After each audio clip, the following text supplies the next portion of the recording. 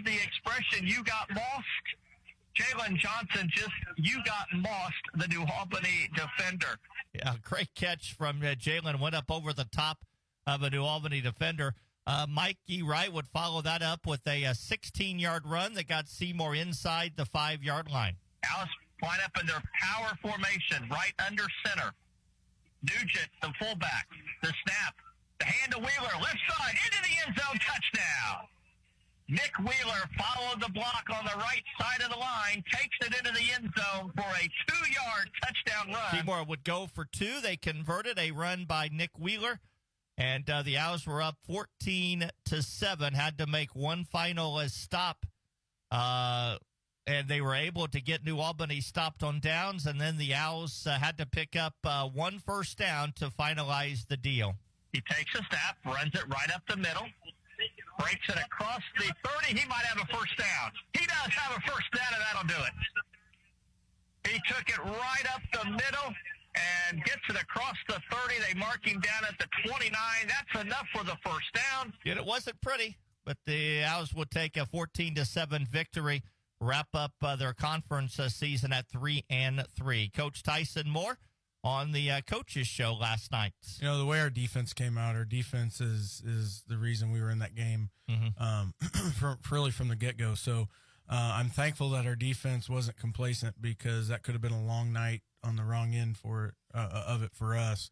But, you know, in the end, we gutted it out, and we did some things that we needed to do to win.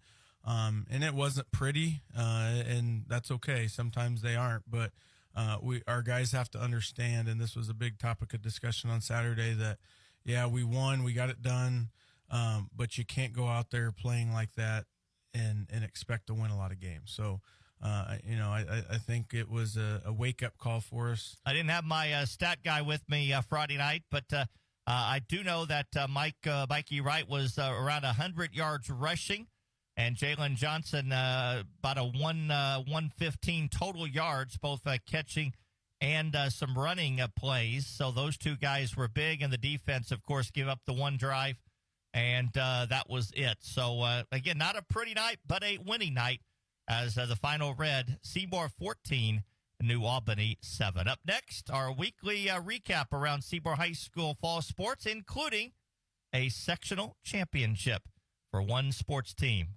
Details on that coming up in just a couple of minutes. You're listening to Seymour Football on 92.7 WXKU.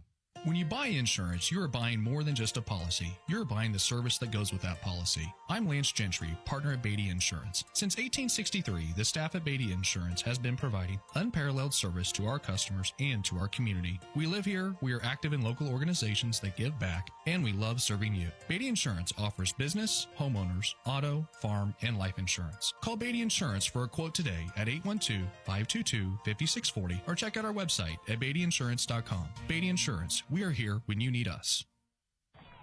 Joint pain, injuries, or foot problems shouldn't keep you from enjoying the game. From athletic training to rehab to leading-edge surgical care, the specialists at Schneck Orthopedics and Sports Medicine help athletes of all ages get back in the game. And for quick injury relief, the walk-in clinic in our Seymour office is available Monday through Friday, 8:30 to 11:30 a.m. No appointment needed. Schneck Orthopedics and Sports Medicine, proud to be the official sports medicine and athletic training provider for the Seymour Owls.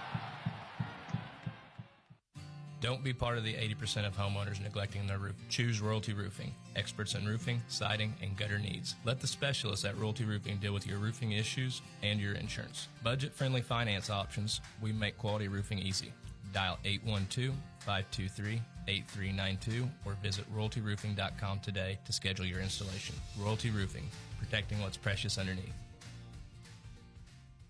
Bob Pointer Family Dealerships is the #1 pre-owned dealer in South Central Indiana and 17th in the entire state. Hello, this is J.B. Hackman. Bob Pointer not only sells pre-owned vehicles, we buy them too. Your car is probably worth more than you think. Get a cash offer in under a minute. Head over to bobpointergm.com/radio or stop by the dealership for an appraisal. Bob Pointer Family Dealerships, where we sell and buy pre-owned vehicles. Thanks and have a great day.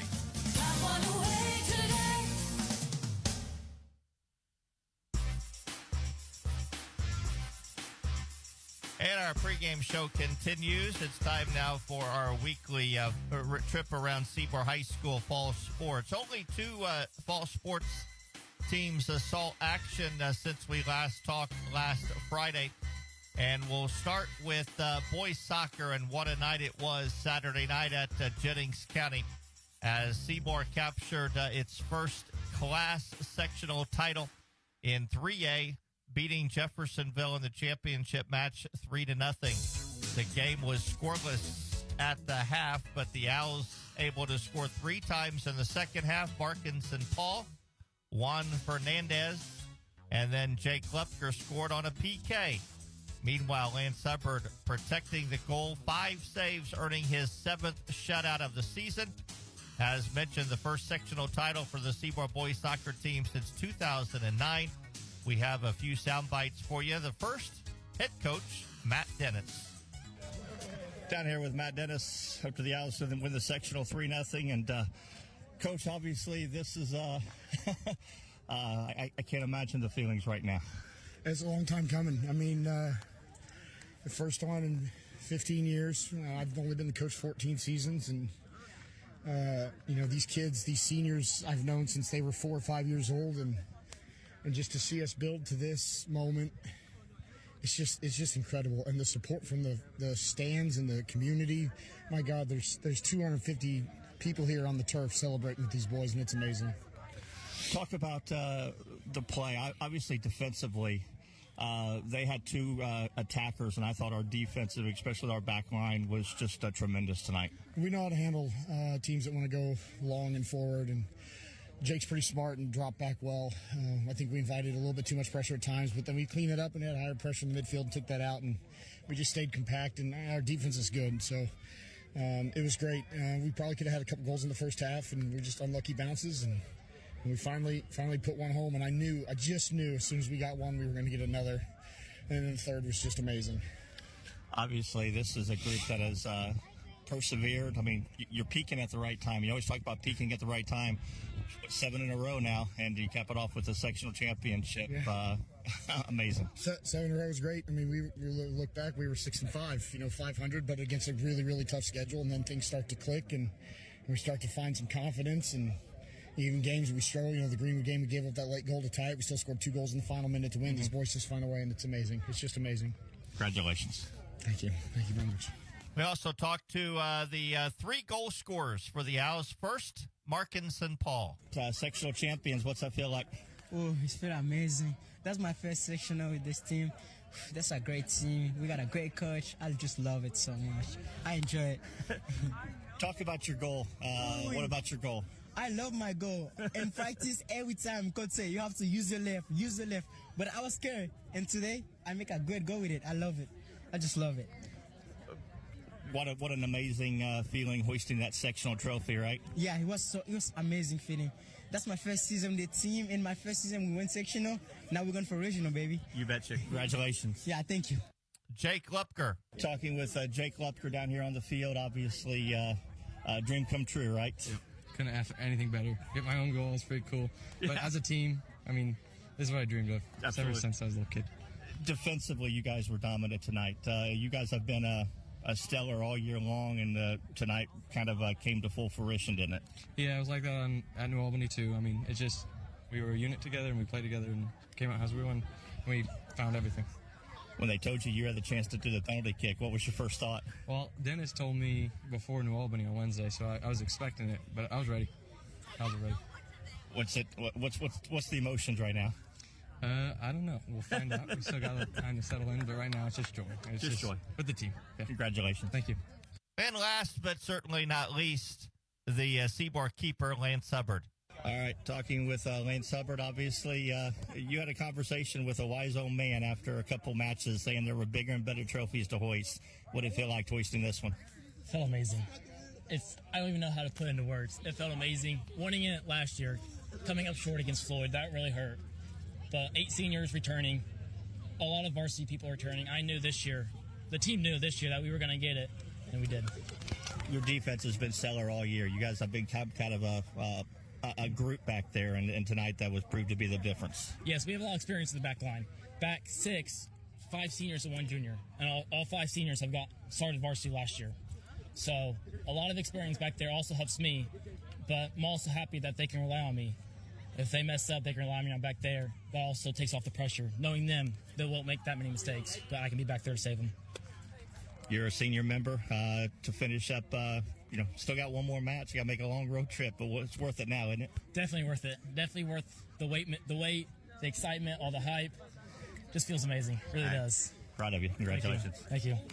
Unfortunately for the Owls, the run came to an end last night as Seymour lost to a very good Castle team 1-0 in the regional semifinals in Newburgh. Castle scored the lone goal with about 5 minutes to play in the first half. Seymour had a chance late in the second half, but a shot went just above the crossbar, and the Owls fell in. Summer 12 saves in goal for Seymour. A great year for Coach Matt Dennis, Ryan Chandler, and the squad as the Owls finished 13-6 on the season. One other sports team in action last night, the Seymour girls volleyball team lost to Floyd Central in straight sets in the opening round of the 4A New Albany section, although Highlanders won 25-23, 25-16, 25-21. Lady Owls season ends at 10-14.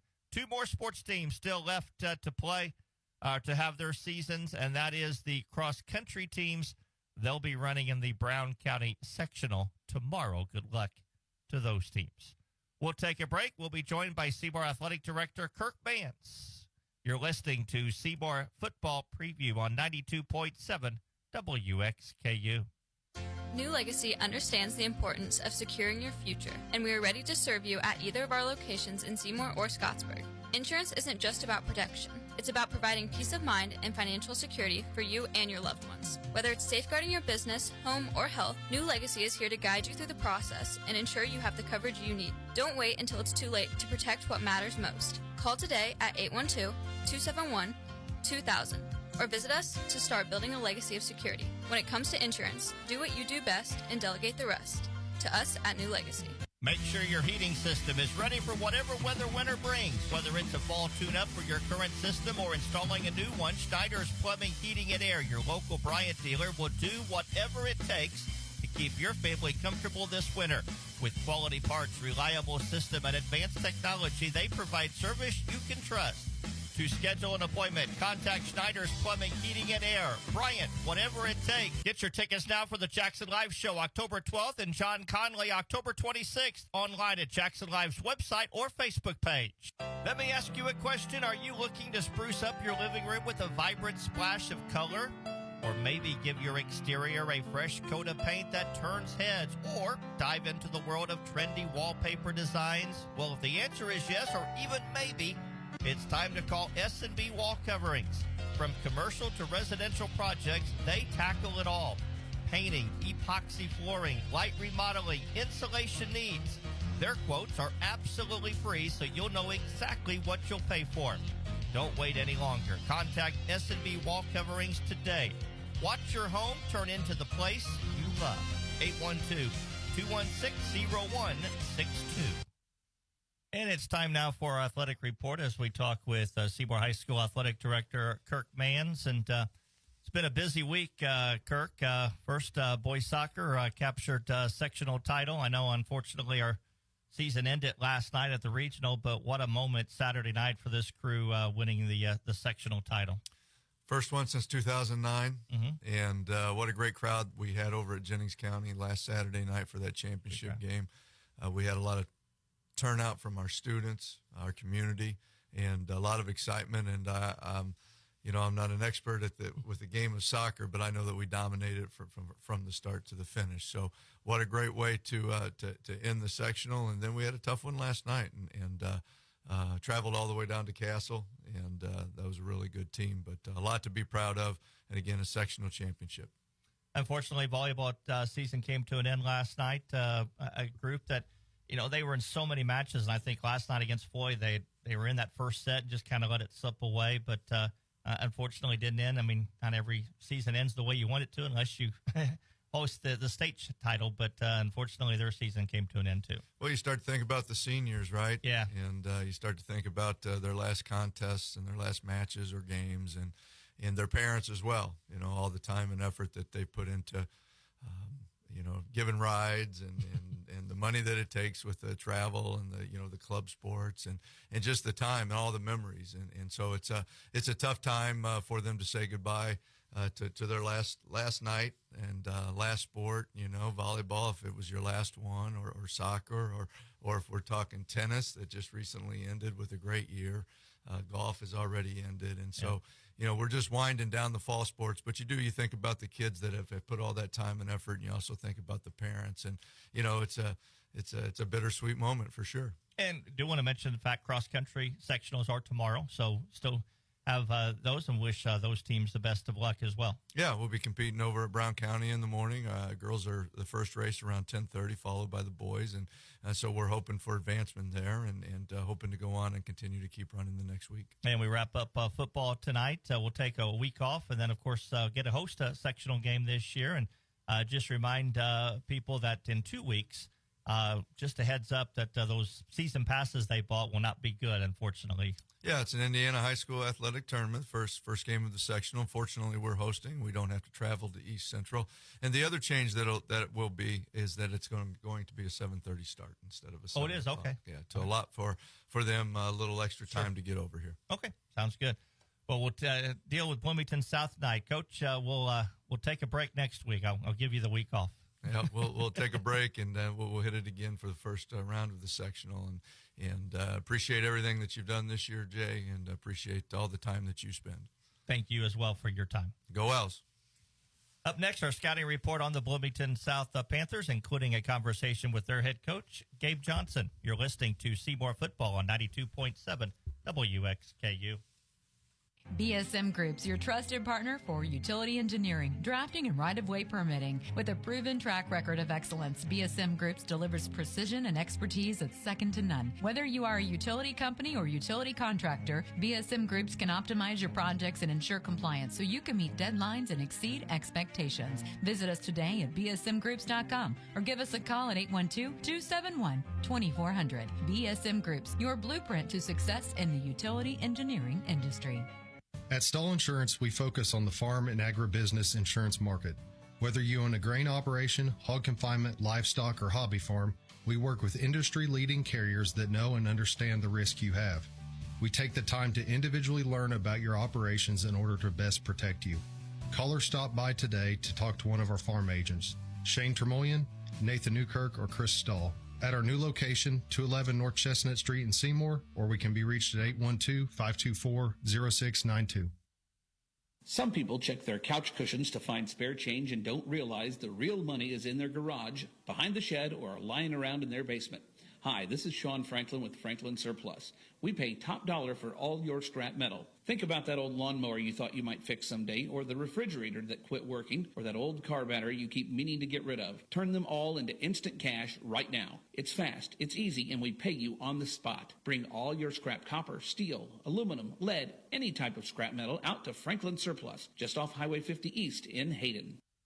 Back on our pregame show, it's time now for our scouting report on tonight's opponent, the Bloomington South Panthers, coming in with a record of 4-4. It's been a up and down year for this team. Opened with a win over Columbus East, 27-6. Lost to a very good Martinsville team, 41-35. A win over Terre Haute North. A loss to Bloomington North. Wins over Terre Haute South and Southport.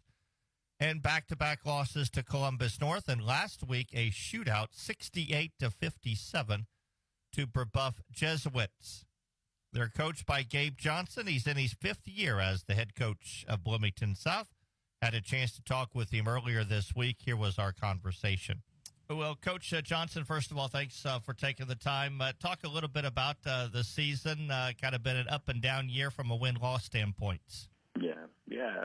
You know, we graduated 26 seniors last year, 9 on defense and I think 7 on offense. So we knew we'd have probably take a few lumps here and there and have some growing pains, and we're going through some of that. But our kids have battled really hard. They've come out to practice really, really hard, and I like our talent. I like our potential. I like all those things this year. You know, we're still fighting to get there, and you know, I know everyone says this, and we truly believe it, that, you know, we want to be playing our best football at the end of the year and at the end of the tournament. In the last 2 weeks, we've come into two really strong opponents, right? And so we're chalking those up as learning experiences, and we're using it in a hard way. And we want our kids to feel the urgency as we kind of finish out the regular season and get into the tournament here. But we know we've got a tough battle with Seymour, and we've got to be ready for that. And if we want to finish the season with some momentum. Coach, you talked about returning or having all those seniors. One of the kids you had to replace was your quarterback. Talk a little bit about Duncan Combs, how he's done as just a sophomore. Obviously, I'm sure there's been some growing pains, but been pleased pretty much. Yeah, we really like Duncan and his potential, and I think that each game brings a new set of challenges for him, and but he's also a playmaker and a competitor, and we really like that. He's got good arm strength, and he's got great size, obviously, and so just getting him out there and coaching him through scenarios and situations and getting him to be disciplined with the ball is something that we are constantly working on, and he knows that those challenges are in front of him, and so but really like kind of where he is now and where he's headed, and he'll be a mainstay at that position, we hope, and a really good one of the really good ones to come through here, as a lot of them have. Coach, do you still feel like you're a good balance between run and pass on offense? We do. We've got a really talented running back, and I think our offensive line is really good. And so for us, we might be a little, I think statistically we are leaning just a little bit more on the run. We don't want to put our quarterback in a situation where we have to have him doing things, right? And so we're trying to manage the game for him with some play calling and letting him gain confidence. That's always the case that we want to be, with him, that we want to make sure we're putting him in a position to succeed. And, like I said, I think with our run game, we're able to take some pressure off of him at times and make sure that we are moving the change and putting points on the board. So it's, I don't look so much at balance as I do just how we're managing the game versus our opponent and what our opponent is giving us and making sure that we're taking advantage of that. I think Duncan is a capable passer, but we've also got a run game that we really like to go with it. Coach, so on the defensive side of the ball, I know last week was a rough week. You also ran up against a really good quarterback in Brebeuf, but defensively, are you happy with where you are now as we head into the playoffs? I am. I like the guys that we have on defense, and that's a different dragon last week. Now, we don't ever concede, and I'm the defensive coordinator, and so that falls on me a little bit, but to me, we've got to be able to get stops, right? And I know we face really good opponents, but I don't ever believe, and I will never live in a world where I believe that any team should come in here and put 68 points on us, right? And that's not to take away from Brebeuf. They're an excellent team. They can do that to a lot of people, but we're a proud program, and we don't ever want to live in that world where we allow that or are okay with that, or we give in to that notion. So our kids battled hard.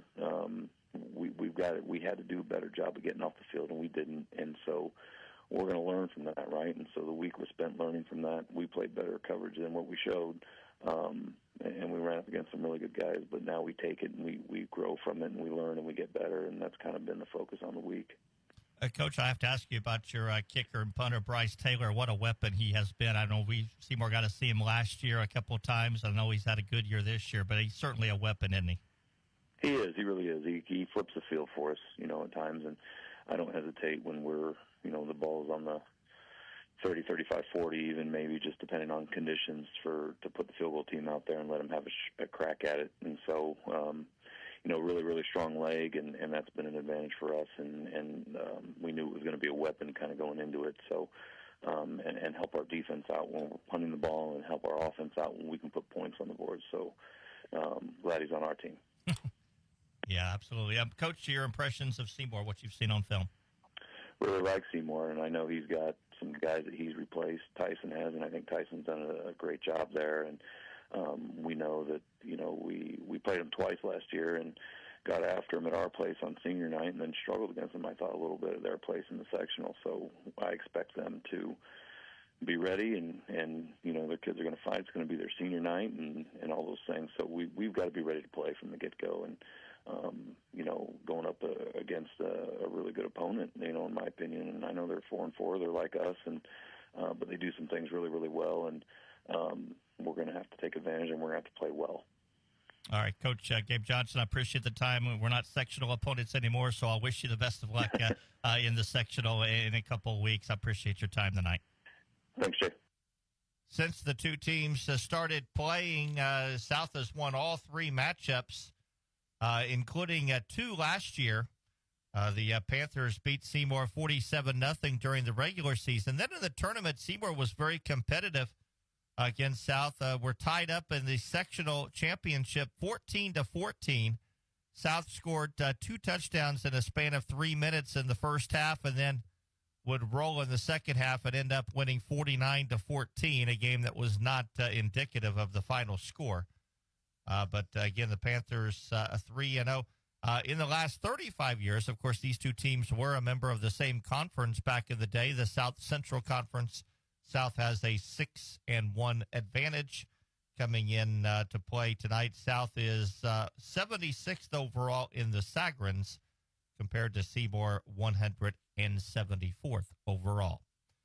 We'll take a break. When we come back, it's our Coach of the Week, but we're going to turn a little attention to our athletic trainer, Kyle Coates. He'll join me as we continue. You're listening to Seymour Football on 92.7 WXKU. For over a century, J.C. Bank has proudly served our communities, including partnering with our local high schools to support student athletes. From thrilling touchdowns to game-winning goals, we're cheering for our teams every step of the way. We've been your trusted financial partner since 1900, providing top-notch banking, investments, and trust services. Stop in today and experience the J.C. Bank difference, or visit us online at jcbank.com. Member FDIC, Equal Housing Lender. The doctors at Connor Smith Eye Center in Seymour are proud to have cared for the vision needs of the community since 1998. From children to senior citizens, from a first eye exam to specialized eye care, Connor Smith Eye Center is here for you. Don't miss your yearly exam. Make your appointment today.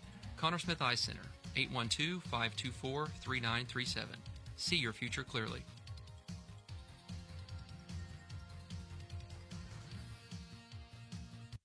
Many companies already rely on SIHO Insurance Services to connect them with high-quality, innovative, and affordable health care. Hi, I'm John Sattler Jr. with SIHO Insurance Services. And not only do we provide flexible and affordable health benefit solutions for companies of all sizes, we also offer a wide range of products and services, including comprehensive third-party administration, fully insured plan options, and a local support staff, among many others. Let our local team help you navigate their healthcare needs today. Call us at 812-378-7070 or visit SIHO.org today. Are you ready to unlock the potential in your home? With a home equity line of credit from the People's Bank, you can. Whether you're looking to remodel your kitchen or add on to your house, a HELOC gives you the flexibility to borrow what you need, when you need it, at a competitive rate. It's your home. Let it work for you. Call or visit the People's Bank today to learn more. Member FDIC and Equal Housing Lender. The People's Bank, where your home powers your future. You can count on us. Back on our pregame show, and it's time now for our Coach of the Week. And tonight we're going to take a little bit of a different route. He maybe doesn't deal with the X's and O's when it comes to Seymour football, but he certainly prepares the Owls, and that is Seymour athletic trainer Kyle Coates. And I'll just ask you, I mean, you're a football fan. You've been around. So give me a synopsis of the season so far at 4-4. Well, I think, we're starting to play better these last couple of weeks. We know we have a different team from last year offensively, and our defense has really stepped up this year. But offensively, I think we're starting to play a little bit better. So I'm excited for this last week and going into the sectional. Yeah, looking forward to it. Somebody said to me one time that you're around the high school grounds more than I see coaches, and then I said, well, there might be one other person who's at Seymour High School more than I am, and that's Kyle Coates. Obviously, you're here for athletic reasons, but you spend a lot of time here in these facilities, don't you?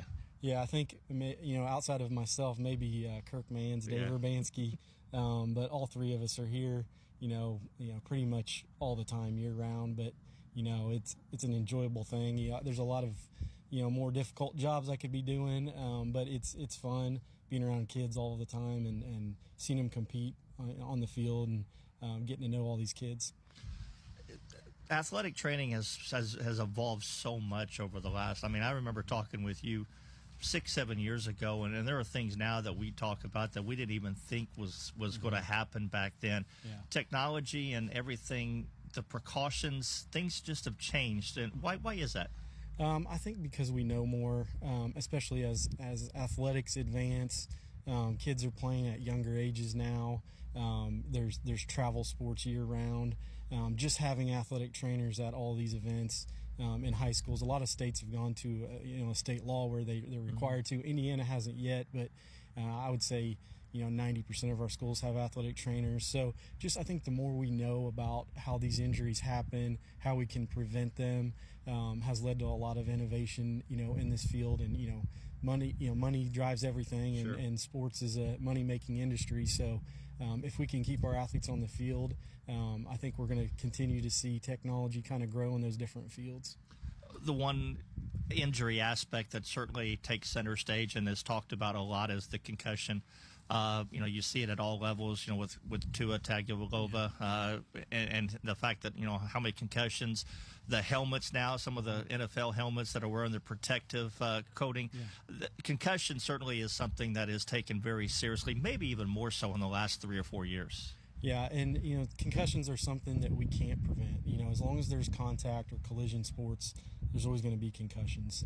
I think the key is us recognizing the symptoms when they happen, getting the athletes off the field as soon as we recognize those symptoms, and then the return to play process, and not allowing them to come back too soon, allowing their brains to heal, because it is an injury to the brain. So allowing them to go through the process safely, efficiently, not coming back too soon, especially when you're talking about minors or adolescents. Their brains aren't fully developed yet, so we have to be even more cautious with them. You see the NFL players, they're super cautious with them, but we're talking about 16, Sure. 17, 18-year-olds. So we just have to be very precautious, and we have good helmets here at Seymour High School. We have them reconditioned every year. We take the steps to make sure that all the coaches are trained in concussion management as well, so they can recognize those things. I'm around most of the time, but there's always could be possibly sometimes I'm not. So I think we'll continue to see advancements in that as well. I know you work. You actually are teaching this year too. Yeah. Are you seeing the interest among students in medical training grow over the last couple of years? Yeah, and I teach a principles of healthcare class, which helps educate students on healthcare fields, but particularly, with athletic training, I see a lot of our former athletes interested in it. Mm-hmm. We have one, Molly Borcherding, that was an athlete here. Is now an athletic trainer for Schneck with us at Scottsburg. We have another student that was a former football player here that's at IU, doing an athletic training degree. So, yeah, I think it's a great thing for an athlete to be involved in. I was an athlete myself, so you get to stay around the sport but still be a healthcare provider as well. And I know you've always talked about how Schneck Medical Center has been a great supporter. You work through Schneck Medical Center. Mm-hmm. I know you're the athletic trainer here, but I think you're employed by Schneck. Is that correct? Yeah, that's correct. And we started in 2013, and we have multiple schools now. We have in Jackson County, we have Crothersville, Medora, Trinity, Lutheran, and then Brownstown Central as well. And then we have Salem, Scottsburg, Jennings County also. So we've grown, throughout the years, and Schneck does a great job. We have orthopedic walk-in clinics so athletes can get in quickly. We have orthopedists, podiatrists, physical therapy department. So any way your athlete needs treated, I think we're good. Well, both of my boys have spent some time in your training room, and I know there's a saying a lot around sports is go see Kyle. Go see what Kyle says. Obviously, you have a close relationship with all the coaches, not just football, but that's got to make you feel good that you're, you're a part of the athletic program. Yeah, I've got the best coaches in the state to work with. Never had any issues. They include me in everything they do. They support my decisions. Make my job extremely easy. So I can't say that I could work anywhere better than Seymour High School. As always, I enjoy talking with you. Continued success. I'm sure we'll talk again come basketball year, but I appreciate the time as always. All right. Thank you. Go Owls. Back with our commissioner's report as we continue here on our pregame show. You're listening to Seymour Football on 92.7 WXKU.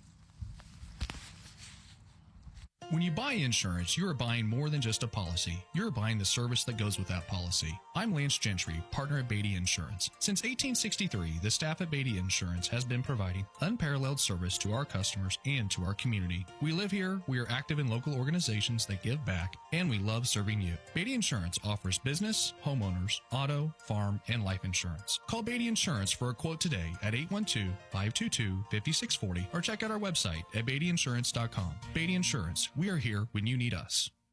Jackson County Dental. It's time to put a sparkle in your smile with Jackson County Dental in Seymour. Picture this. Same-day crowns for that instant oral treatment, teeth whitening to brighten your day, and Invisalign for a straighter, more confident you. Their team is here for all your dental needs, from routine care to tackling tooth pain and those pesky fillings. And families, this is your dental home. And guess what? They're making it easy with Care Credit, so you can focus on your smile, not your wallet. Call Jackson County Dental today and let Dr. Drake, Dr. Pierce, or Dr. Doug pamper your pearly whites. Jackson County Dental, now accepting new patients. Jackson County Dental.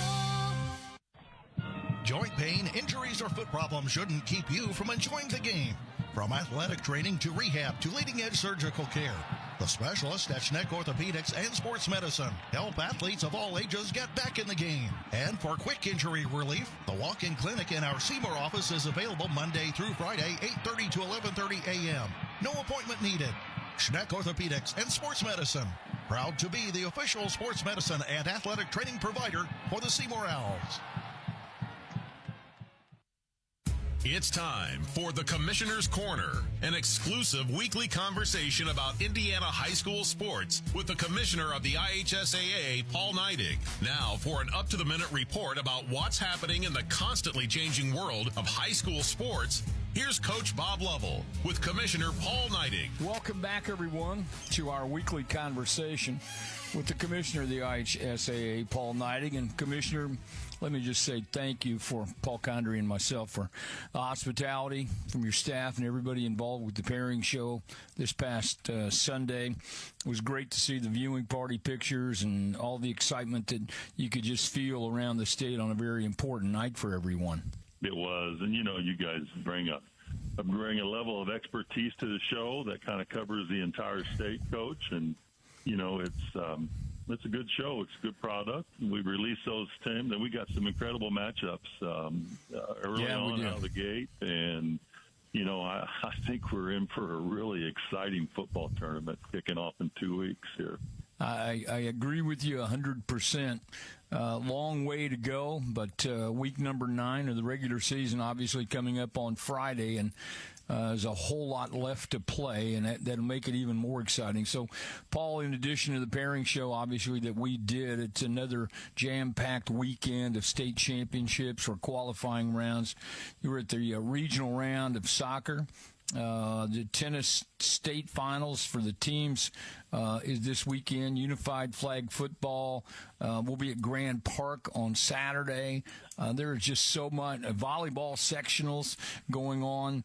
Again, an important time for everybody involved. This is what you play for to get to the tournaments, and they're upon us in a great number of sports. It's just amazing how fast, we start in the summertime and the hot weather, and now the weather's cooled off, and we're right in the middle of the tournament season. And it's an incredible, it's really a fun time around the office. Everybody's busy, but, it's an opportunity to celebrate the work that these student athletes have put in throughout this year. And, Coach, one thing this weekend, somebody wants to see an incredible event, come out to Grand Park and watch our unified flag football program this weekend. It's a phenomenal event where it's students with intellectual disabilities are paired with traditional student athletes, and they play on the same team together. And it's Carmel versus Fort Wayne Carroll this weekend, and it's going to be a great show. And I remind people that this unified program is a student-driven program. Your student advisory committee, they literally took the ball and ran with it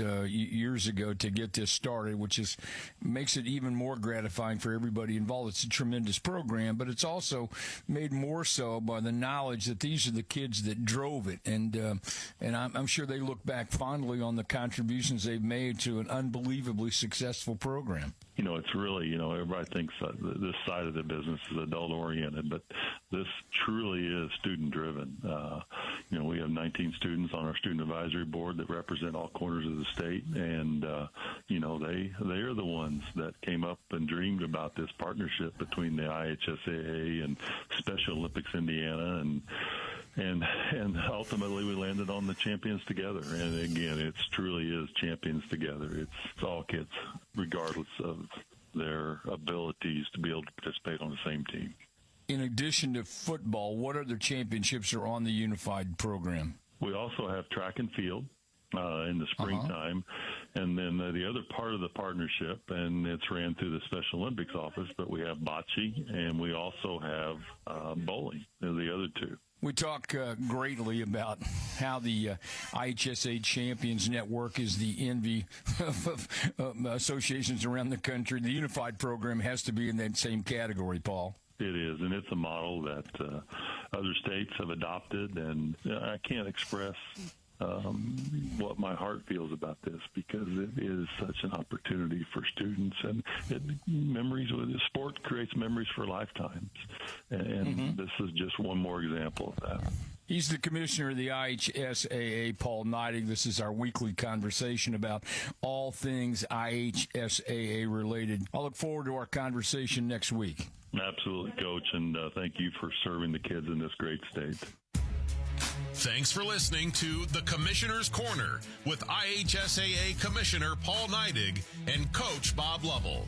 And thank you for your continued support of the high schools in your community. Hi, I'm Vanessa with New Legacy. We are committed to providing payroll, taxes, and accounting services that instill confidence in your business operations. With convenient locations in Seymour and Scottsburg, New Legacy is right here in Southern Indiana, ready to support you every step of the way. Our dedicated team collaborates seamlessly to handle all aspects of your financial needs, ensuring compliance, accuracy, and peace of mind. So do what you do best and delegate the rest to us at New Legacy, specializing in taxes, accounting, insurance, and wealth management. Call today at 812-271-2000. Don't be part of the 80% of homeowners neglecting their roof. Choose Royalty Roofing, experts in roofing, siding, and gutter needs. Let the specialists at Royalty Roofing deal with your roofing issues and your insurance. Budget-friendly finance options. We make quality roofing easy. Dial 812-523-8392 or visit royaltyroofing.com today to schedule your installation. Royalty Roofing, protecting what's precious underneath. Bob Pointer Family Dealerships is the #1 pre-owned dealer in South Central Indiana and 17th in the entire state. Hello, this is JB Hackman. Bob Pointer not only sells pre-owned vehicles, we buy them too. Your car is probably worth more than you think. Get a cash offer in under a minute. Head over to bobpointergm.com/radio or stop by the dealership for an appraisal. Bob Pointer Family Dealerships, where we sell and buy pre-owned vehicles. Thanks and have a great day.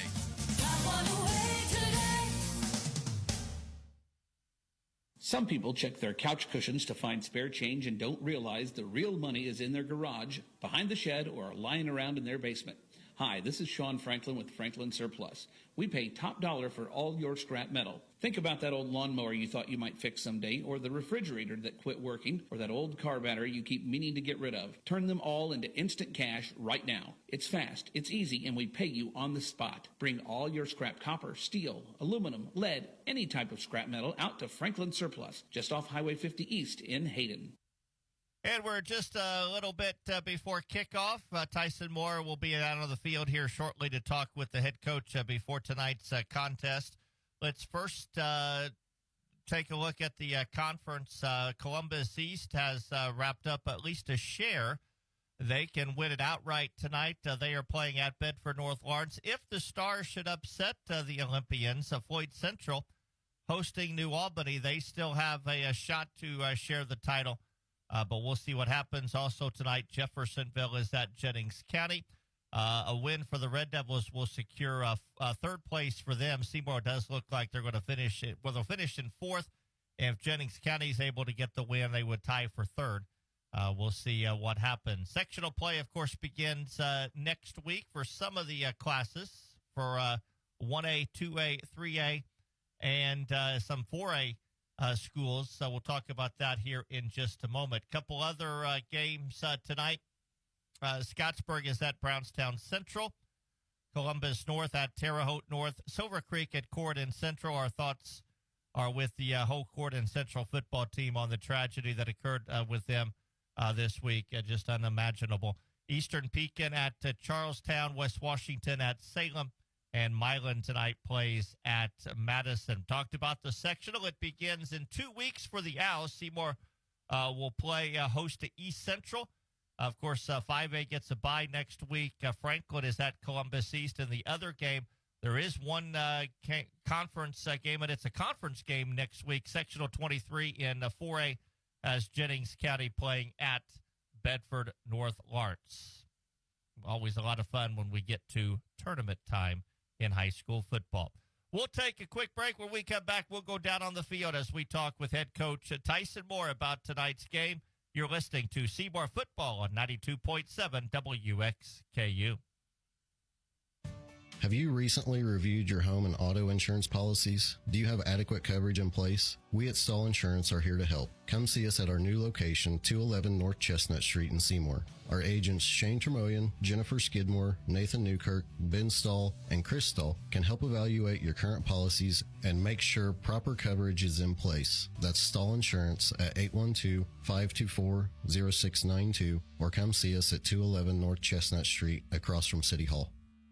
Live country music at the newly opened Jackson Live Event Center in Seymour with country legend John Conley. Saturday, October 26, 7 p.m. Enjoy live country music, food, beer, and wine. Jackson Live is located in Freeman Field at their new location in Seymour. For tickets and a full music concert schedule, visit JacksonLiveandEvents.com. Get your tickets today for an amazing show. Plus, get tickets for their opening night, Saturday, October 12th. John Conley at Jackson Live in Seymour. Get your tickets today. Let me ask you a question. Are you looking to spruce up your living room with a vibrant splash of color? Or maybe give your exterior a fresh coat of paint that turns heads? Or dive into the world of trendy wallpaper designs? Well, if the answer is yes, or even maybe, it's time to call S&B Wall Coverings. From commercial to residential projects, they tackle it all. Painting, epoxy flooring, light remodeling, insulation needs. Their quotes are absolutely free, so you'll know exactly what you'll pay for. Don't wait any longer. Contact S&B Wall Coverings today. Watch your home turn into the place you love. 812-216-0162. Ready to make a difference in our community and be part of something great? Outreach Ministries of Seymour is a local nonprofit dedicated to meeting our community's needs through the love of Christ. Every second and fourth Saturday, our food trailer provides free meals, clothing, and hygiene items to anyone who wants it. Come join us and experience God's love. Event details can be found on our Facebook page, or you can visit us on our website, outreachseymour.org, for more information.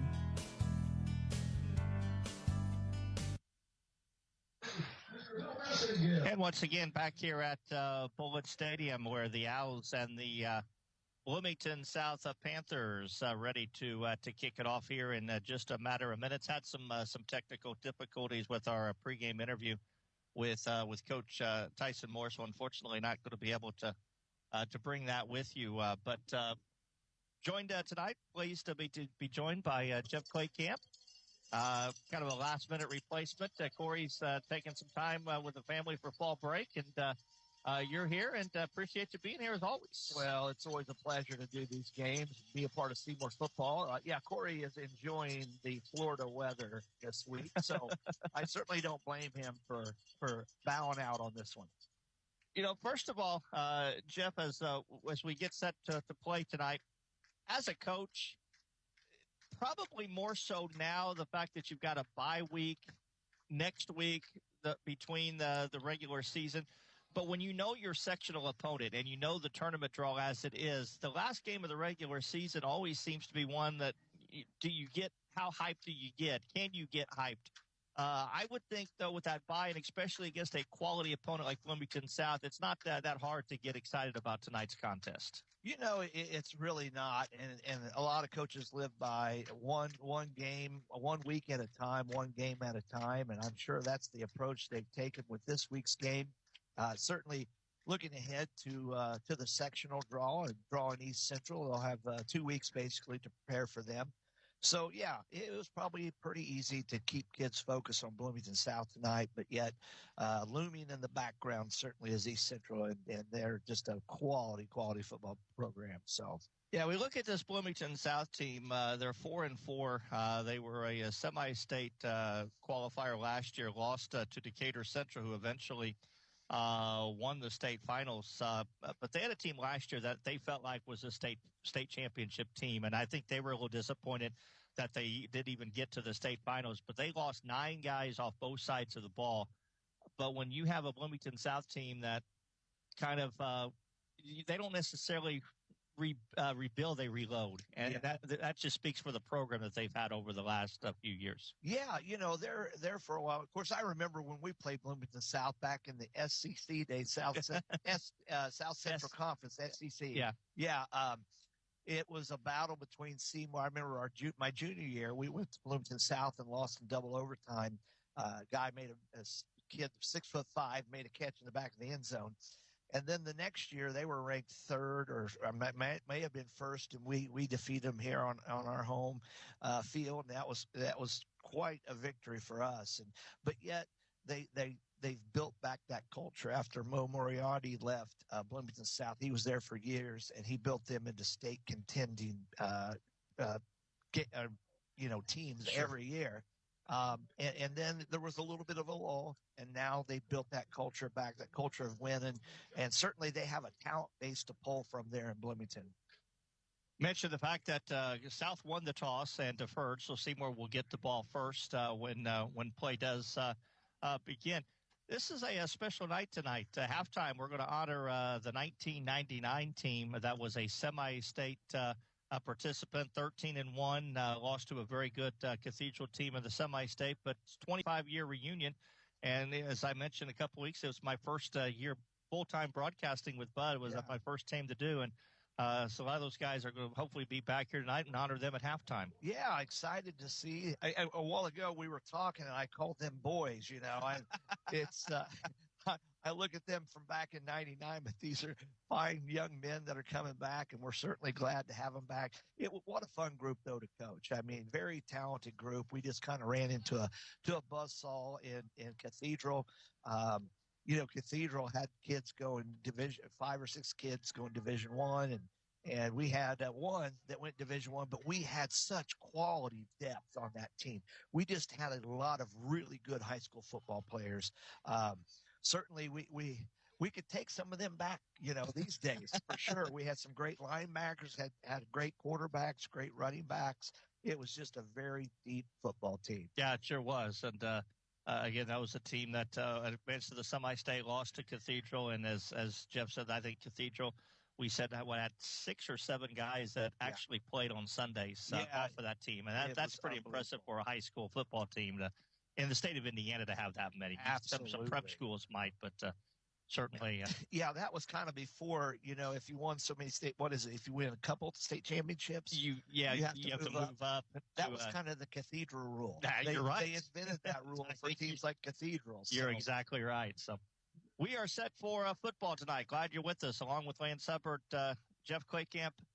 I'm Jay Hubbard, and we certainly welcome you. Bryce Taylor has it teed off at the 40. We'll talk about this kid. He is something special, but he's got it teed off at the 40, and he will put his foot into it, and the ball will sail into the end zone for a touchback, and generally that is the case. Mentioned Bryce Taylor. Seymour fans got a chance to see him last year. Unfortunately, he broke his collarbone the first sectional game. It didn't kick against us in the sectional championship, but he's kicked 50-plus yarders this year. He signed to go to IU next year, but he is a weapon. Which is kind of ironic because that 99 team had a guy by the name of Brian Robertson that with IU. Our one Division I player from that team. Yep. who tried to kick a 63-yarder at Cathedral. I don't know if it's that year or the next year, but tried to kick a 63-yarder, and it bounced off the chest of a lineman. So we are set for football as the Owls have it at the 20-yard line. They will try to run Nick Wheeler right off the bat, and he is stuffed right up the middle. Coach Moore talked about how he would might see a lot of ball control. Certainly want to keep that South offense off the field because they are explosive. But as Nick gets 0 yards on his first carry to bring up a 2nd down and 10 for the Owls, ball resting again at the 20-yard line. Alex Millick and Logan Shelley come to the near side. Charlie Rocky goes to the far side. Jalen Johnson lines up as a tight end. Wheeler, here's a screen pass to Rocky, makes the catch, cuts it back on the inside, gets very little yards. Will go down about the 22-yard line, a pickup of 2, bring up a 3rd down and 8. Tackle made by Miles McKay for Bloomington South. This is what you don't want to get is 3rd and long situations. Right, buried kind of deep here on our end. Shelley caught that pass, and that safety closed very quickly on that. Very, very quick safety there. 3rd and 8, 2 receivers split to either side. Mikey in the shotgun, Wheeler to his left. Looks, waits, takes the snap, straight back to throws, got some pressure, throws it out to the front, nobody's there. Yeah, that looked like a miscommunication, possibly. Miscommunication, and Mikey had some pressure from the near side, so that's an incomplete pass, and the Owls are 3 and out to start on their first possession, and now Mitch Mellencamp will come in and punt it away. Back deep for the Panthers, Sam Giles and Blake Askew. Mitchell has been notorious in pinning teams back inside the 10. I don't think he's going to get to the 10-yard line now. We can use a good punt here for sure. And it's a low kick that hits short. Does take a little bit of a Seymour roll, but it will be downed at the 46-yard line, and that's where South will take over 1st and 10 at the Seymour 46-yard line. So not the start you wanted if you're Seymour. Now, South will come out. They have a quarterback that's a sophomore, Duncan Combs, a 6'5", 202-pound quarterback, tall kid. Of course, their running back, their quarterback, and both of their receivers all playing college football at various places this year from last year's team. So a whole new backfield and receiving core. The running back is Braylon Townsend. Combs is going to throw it. Passes complete to Connor Parker. And he will have 1st down yardage right at the sticks. They're going to give him a 1st down, I believe, 10 yards on the catch. And it'll bring up another 1st down as a mark it at the 36-yard line. Yeah, they faked here to the near side and then threw a little out route to the far side, about 10-yard out route, and just made a really good play there. 2 receivers split to the left, 1 to the right. Tight end lines up to the right. This time they're going to hand the ball off to Townsend. He's got some room on the left side, bounces it up and across the 30 at the 28-yard line. Sorry, Jake. Oh, you're fine. No, they're playing with some intensity here. They're playing with trying to play fast here, getting the plays in quickly, and so far impressed by Bloomington South's offense. And they go with a no huddle, line right back up on the ball. 2nd down at pickup was 7. 2nd down and 3 at the 29-yard line. Again, 2 receivers lined up to the left, 1 to the right, tight end this time to the right side. The snap to Combs, back to throw, wants to throw it into the end zone, and it's going to be incomplete. Great coverage there. Intended out there for, I believe it was Hayden Clark. Samuel Moore, the intended receiver. Good coverage that time. Jackson Brock was out there, and I believe Charlie Rocky on that side, or Devin Jackson on that Devin side. Jackson, yeah. Real good coverage there. So bring up a 3rd down and 3 for the Panthers at the 20. Which I would say it's four down territory, but with that kicker, I don't know that it is. This time they're going to hand it to Townsend, and he is stopped short of the 1st down. So we'll see what decision they make here. Tackle made there by Curtis Burke, about 2 yards from 1st down, so it's a 4th and 2. And the South's going to keep their offense out there. This is certainly within range of Bryce Taylor, but South will keep their offense at 4th and 2. Big play for the out defense right off the bat. Ball at the 28-yard line. Combs in the shotgun. Low snap. picks it up, and he's going to be able to get the first down. Had a chance to get him in the backfield. So Seymour had an opportunity to get him right there as he dropped the snap. Will Mahoney was there, but unfortunately, Combs able to bounce it to the outside and able to pick up the first down at the Seymour 19-yard line, and it'll be a first down and 10. Yeah, that's a play as a coach. It drives you nuts because the ball's on the ground. It creates enough space for the quarterback to pick it up and get the first down.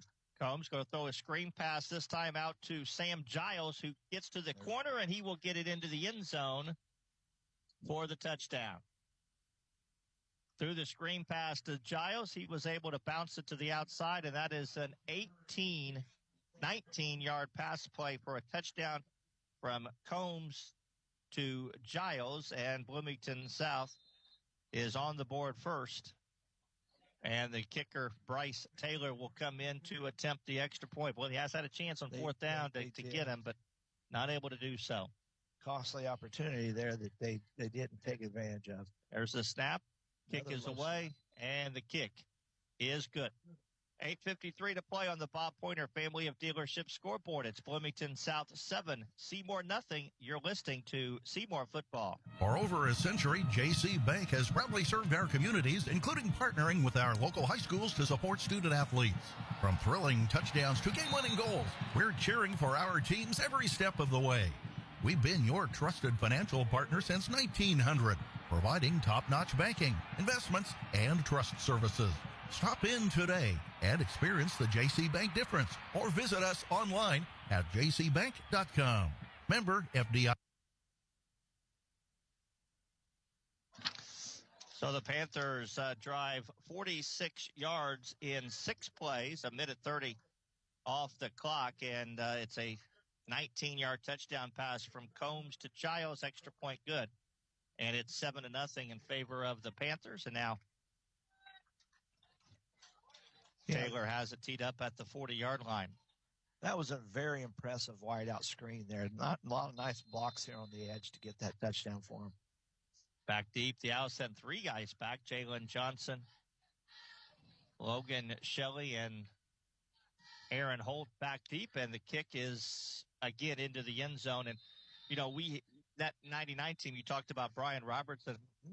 That is such a weapon that go unnoticed. When you make a team have to start at the 20-yard line every time, it's disheartening for an offense, isn't it? You know, it certainly is. And then on the other hand, for us back then with our offense, we felt if we got beyond the 50 and we couldn't get the first down, we had a kicker that could put it in. You know, he state record at 62 yards, so you get it to the 50. Beyond the 50, you thought that you had a chance at 3 automatically. So Mikey in the shotgun takes a snap, throws a screen pass this time to Everett Jackson, and he's got little room up to the 24-yard line.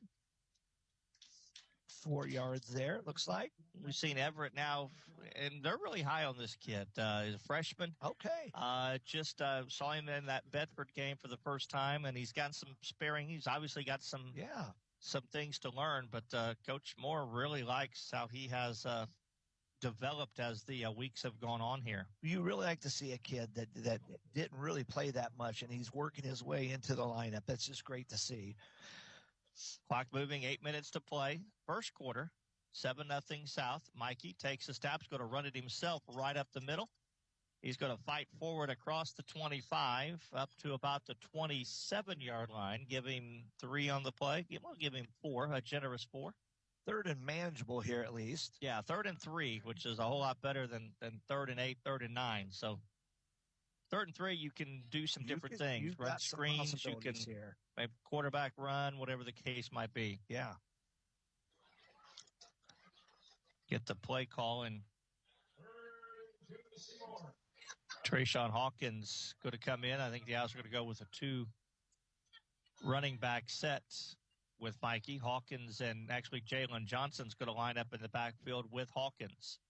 We Mikey saw that a little at Brownstown, didn't we? Gets the snap, back to throw. Once to set the screen, Jalen's got it. Yep. And he's going to get the first down across the 33-yard line. I really like that play, Jay. put Johnson out there, screen pass, get him out in space, and let him go to work. I really thought they were going to hand it to him, kind of like they did against Brownstown. But 5-yard pickup, not a very big pickup, but Jalen did a nice job too to fight off a tackler because South. One thing about South is their linebackers are so fast. I'm telling you, it's what we call they close quickly. They close space by being so fast, and they get to the football. So. Mitch Mellencamp in at tight end to the left as Johnson lines up in the backfield with Wright. The snap, the hand is to Jalen, and he gets hit right at the line of scrimmage, and we'll give him forward progress, maybe a yard generous. We'll give him a yard on the play, 2nd down and 9. What that does, too, picking up that first down, it continues to drive. It continues to take some time off the clock. And playing defense with our offense a little bit. Yeah, I was going to find a way to win this game. They're not going to do it it's not going to win any kind of fashion awards tonight. No, they're going to have to. It's going to have to be ugly. Looks like they're bringing in Mitchell Mellencamp here. Play clock is down to 8. I was going to have to hurry to get this one up. They race to the line, and they seem a little discombobulated. Yeah. And play clock at 1. They get the snap away. And I think Mikey kept it himself. And he's going to pick up about 2 yards. We'll call it 3rd down and 7.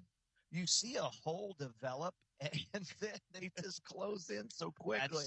The hole was there at the line of scrimmage. Now we got to get to what's called the second level, which are your linebackers. We got to get to blocking them as well. It looks like the line of scrimmage is good, but we got to get to that second level to those linebackers. Ball is at the 36-yard line where Seymour will have a 3rd and 7. They'll send trips to the left. Johnson, the lone setback to the right. The snap, Mikey rolls to the left. Has some time. Now he's flushed out, throws it down the field, and the pass is incomplete. A lot of contact down there, but I think the official said the ball was sailing way out of bounds, so no flag, and it'll be incomplete. And it'll bring up a 4th down, and again, Mitchell Mellencamp will come in and punt it away. Yeah, he kind of got the Bloomington South DB basically got tangled with our receiver, but it was a ball that was thrown out of bounds. So probably the right call was made, or the right no call was made there. See if Mitchell can get a little better punt off this time. Good. There's a good snap, no pressure, and it is a better punt as it angles to the left. And a fair catch is called by Bloomington South's Blake Askew. And he will make the catch and mark it down at the 32-yard line. So it does force Bloomington South a little bit deeper. They started their first drive in Seymour territory, and it resulted in points. And this drive will start at their own 33-yard line with 5:08 to play here in quarter number 1. Bloomington South in front, 7-0.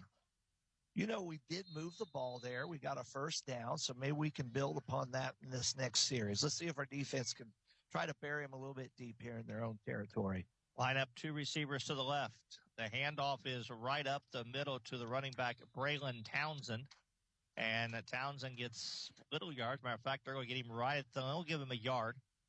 2nd down and 9. Nice defensive play on the left side. That time Curtis Burke was there. Also Noah Broughton. Quick snap as they go quickly, and Townsend has some room this time.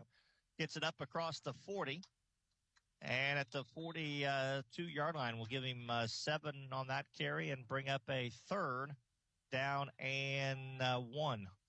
They're playing with tempo here. They obviously want to speed the game up. We want to slow it down a little bit here. Townsend will get the carry again over left side and does get the first down. Across the 45 to the 47-yard line. We do have a flag down, though. I'll see what the flag is. It was a 3rd and 1. It's a false start on the Panthers. Got going a little bit too much in tempo there. So I'll move them back 5 yards to the 37-yard line. We'll bring up a 3rd and 6 down for the Panthers. So what would have been a first down carry now is a 3rd and 6. 4:26 to play, first quarter. Panthers face a 3rd and 6. This is where the Owls defense needs to make a play, get off the field here. Yes. And not give up first downs on 3rd and long. You want to have a shot to win this football game. Combs in the shotgun. direct some traffic. Now he's going to maybe change the play at the line of scrimmage. Got a receiver to the left, 2 to the right. The snap straight back to throw. Got time, wants to air it out down the field. It's got a receiver, but it's overthrown. Intended for Sam Moore. Coverage out there by Devin Jackson. We got lucky on that one, guys, because he was beat. Luckily, it was overthrown. Connor Parker was the intended receiver, and he did have a step on Jackson, but it was overthrown. And that'll bring up a 4th down, and into punt is Bryce Taylor. He also does the punting. In addition to the kicking, he does the punting for the Panthers as well. By how far back our receivers are, I think they respect his leg because they are deep. Receivers, the return guys are standing at the 10-yard line. There it is. It's a kick that's a little short. Bounces at the 27. That's going to take a huge Bloomington South roll. About where they stood. About where they stood. He's not as good of a punter as he is kicker. Yeah. So maybe they'll learn from that. But the Owls defense does come up with a 3-and-out stop. And Owls will set up shop. 51-yard punt, but he got probably about 15 yards on the roll. You know, it's daggone if you do, daggone if you don't. Had they lined up closer to the punter, then it had gone over their head and they'd have buried him at the 1. You know, it's usually how it works. So the Owls will take over at their own 12-yard line. 3:49 to play here in quarter number 1. As receivers split 3 to the left, 2 to the left, a tight end to the left. Milliken, the lone receiver, to the right. Mikey takes the snap. He will hand to Wheeler. And Nick will get small yards on the right side. They'll give him a couple up to the 15-yard line. Bring up a 2nd down and 8. Yeah, we didn't get much of a push there out of our linemen. And then they hawk to the ball. I think they're playing about 7 or 8 in the box, so they're stacking the box a little bit there, kind of daring us to pass the ball. Of course, being buried so deep, maybe they're taking their chances there, thinking, hey, they're going to run the football. 2nd down, 8. Ball at the 15-yard line. 2 receivers split to either side this time. Wheeler lined up to the left of right. Mikey takes the snap. He's going to hand to Wheeler, and Nick will get, matter of fact, be knocked down right at the line of scrimmage. And I'll bring up a 3rd down. We'll give him a yard. 3rd and 7 for Seymour up to the 16. Actually, no, the ball marked at the 15. So 3rd down, a long 8, short 7 for the Owls. Yeah, they're kind of stacking the box there, bringing, when I say the box, with close to the line of scrimmage there, and with their linebackers and their defensive front. So maybe loosen them up a little bit here with our passing game. 2 receivers split to either side. Milliken and Rocky to the left, Shelley and Johnson to the right. Back to throw is Mike. He's got some pressure, throws it downfield, intended for Jalen. Just overthrown. Jalen had a step on the corner, but the ball was just overthrown about a yard, and it'll fall incomplete, bring up a 4th down. Boy, Jalen had a step. Yeah, ironically, it was very similar to that pass that Bloomington South threw. He overthrew him. Jalen had him beat, and it just barely overthrown. Of course, he was under pressure, under Mikey's duress. credit, he had to throw it. He had to throw it. Charlie Morris, the linebacker, was coming on the weak side. Yeah. And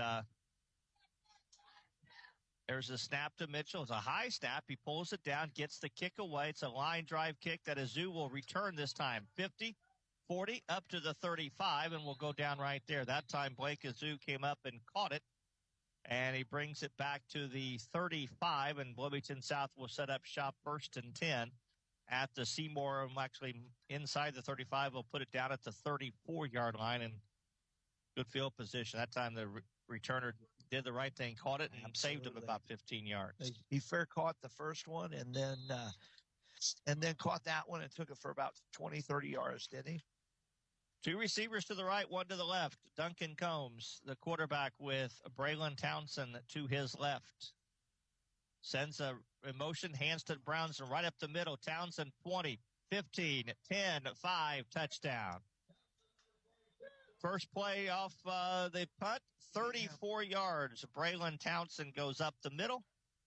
It is a one-play drive, and Bloomington South adds to their lead with 2:02 to play here in the first quarter, and in to kick the extra point, Bryce Taylor. Boy, that left side opened up, and once he broke the line, there was nobody. There was nobody there. And Bryce Taylor in to kick the extra points. The holder is Ryan Stickleather. There's the snap. Ball is down. Kick is away, and the kick is good. 2:02 to play on the Bob Pointer Family of Dealership scoreboard. It's Bloomington South 14. Seymour nothing. You're listening to Seymour Football. Why should everyone have an annual eye exam? Various diseases can be detected early through a comprehensive eye exam. At Connor Smith Eye Center, the doctors look for signs or symptoms for various diseases, not just for the eyes. Through an eye exam, you are able to detect diseases such as high blood pressure, diabetes, heart disease, tumors, and stroke. Do not delay. Call Connor Smith Eye Center today for an eye exam. 812-524-3937. See your future clearly.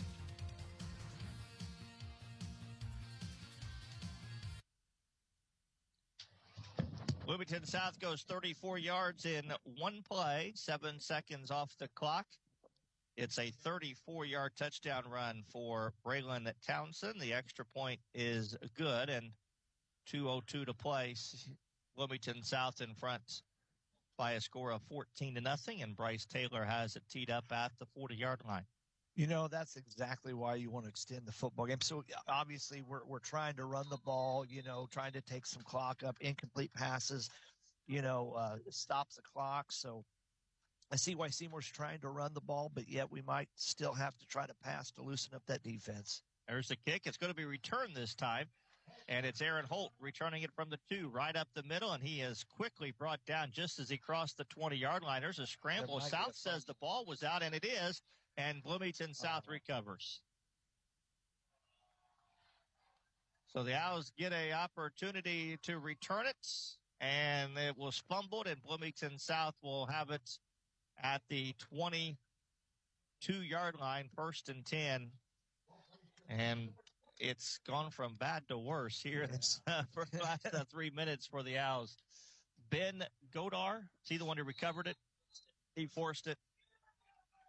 I don't know who recovered it, but South will take over at the Seymour 22-yard line.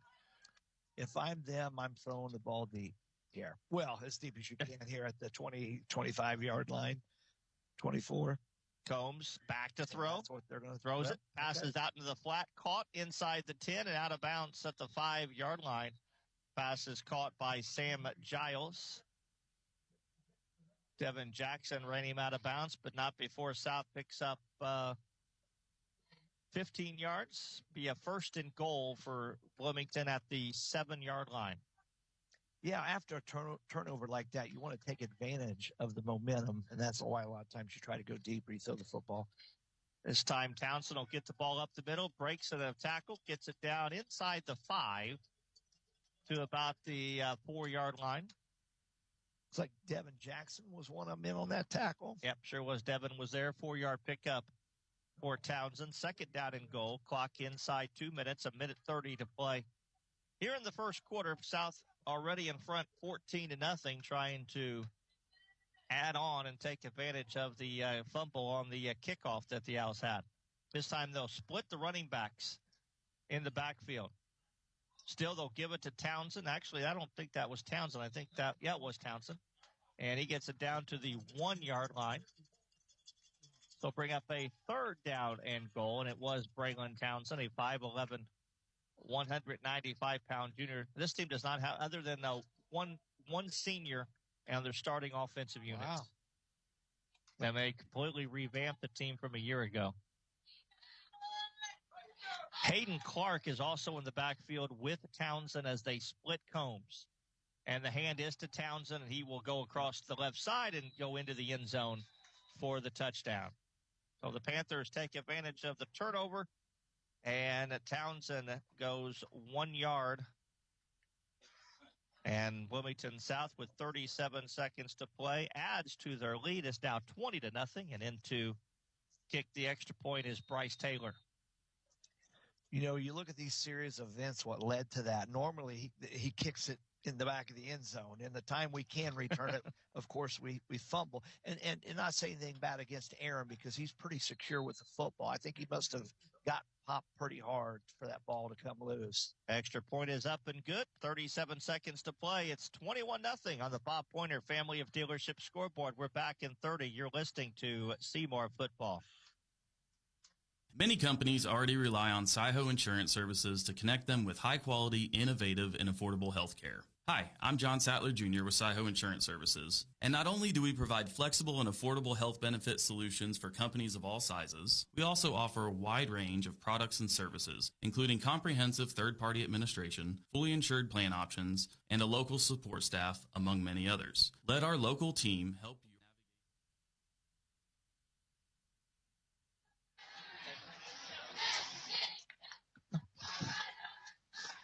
Bloomington South drives 22 yards in 3 plays, minute 18 off the clock. They take advantage of the fumble on the kickoff and score on a 1-yard touchdown run by Braylon Townsend. The extra point good, and it's now 21-0 in favor of Bloomington South. And Bryce Taylor has it teed up at the 40-yard line. This time he's going to kick from the left hash as he faces the end zone. Been kicking from the right hash the first 3 times. So decides from the left hash this time and will boot it. This time Shelley will return it from the 2 up to the 10, the 15, and he will go down and not even get to the 20. So, in other words, that case where the Owls would be better off to have a touchback because they don't get the return out past the 20. They'll go down at the 19 where they'll set up shop. And as you said during the break, we got to stop the bleeding somehow, some way, somehow. We really do here. We've got to get one on the board here soon. Yeah, because you got 21. We just need to get a drive. Maybe a drive. First downs. Yeah. Put together 3 or 4 first downs. Let that defense rest a little bit. Absolutely. Mikey in the shotgun takes the snap, straight back to throw, throws the outlet to Jalen. Jalen's caught it up across the 20. Might be a first down. I think it is. And actually will be a first down. A pickup of 11. And they'll move the chains up to the 30-yard line. Second catch of the game for Jalen. And Seymour will have a first down, and actually they can let the quarter run out if they choose to do so. Clock is down to 10 seconds. The Owls are up at the line of scrimmage. Let's see if they take a snap or if they will let get one off here. And they are. The ball is snapped. Mikey back to throw. Throws an outlet this time. Overthrown, intended for Charlie Rocky. Charlie was open. Charlie was open. If he gets that pass there, we've got not a first down, but certainly some good yardage. Clock stops with 1 second to play here in the first quarter. Good-looking family coming in there. I see them. My son Cameron and my wife Melanie. My dad's down there. So, and I see a lot of the parents from the '99 team down here to the left. So it's good to see them out here as well. Good. We have a timeout. Seymour takes a timeout with 1.7 seconds to play. There was some confusion on what play they're going to run. We'll just keep it here since we'll be going to a break here at the quarter's end. But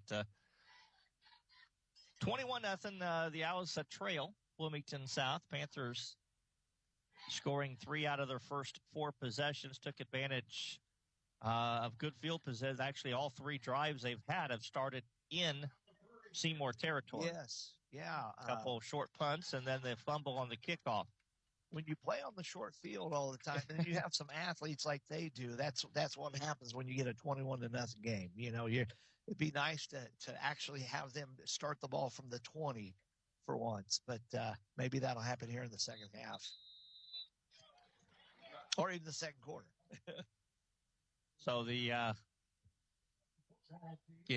Owls took the timeout, and when play resumes, we'll have a second down and 10 at their own 30-yard line.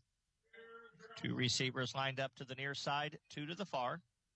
Mikey in the shotgun. Sends Shelley in motion. He's going to hit him with a little jet sweep.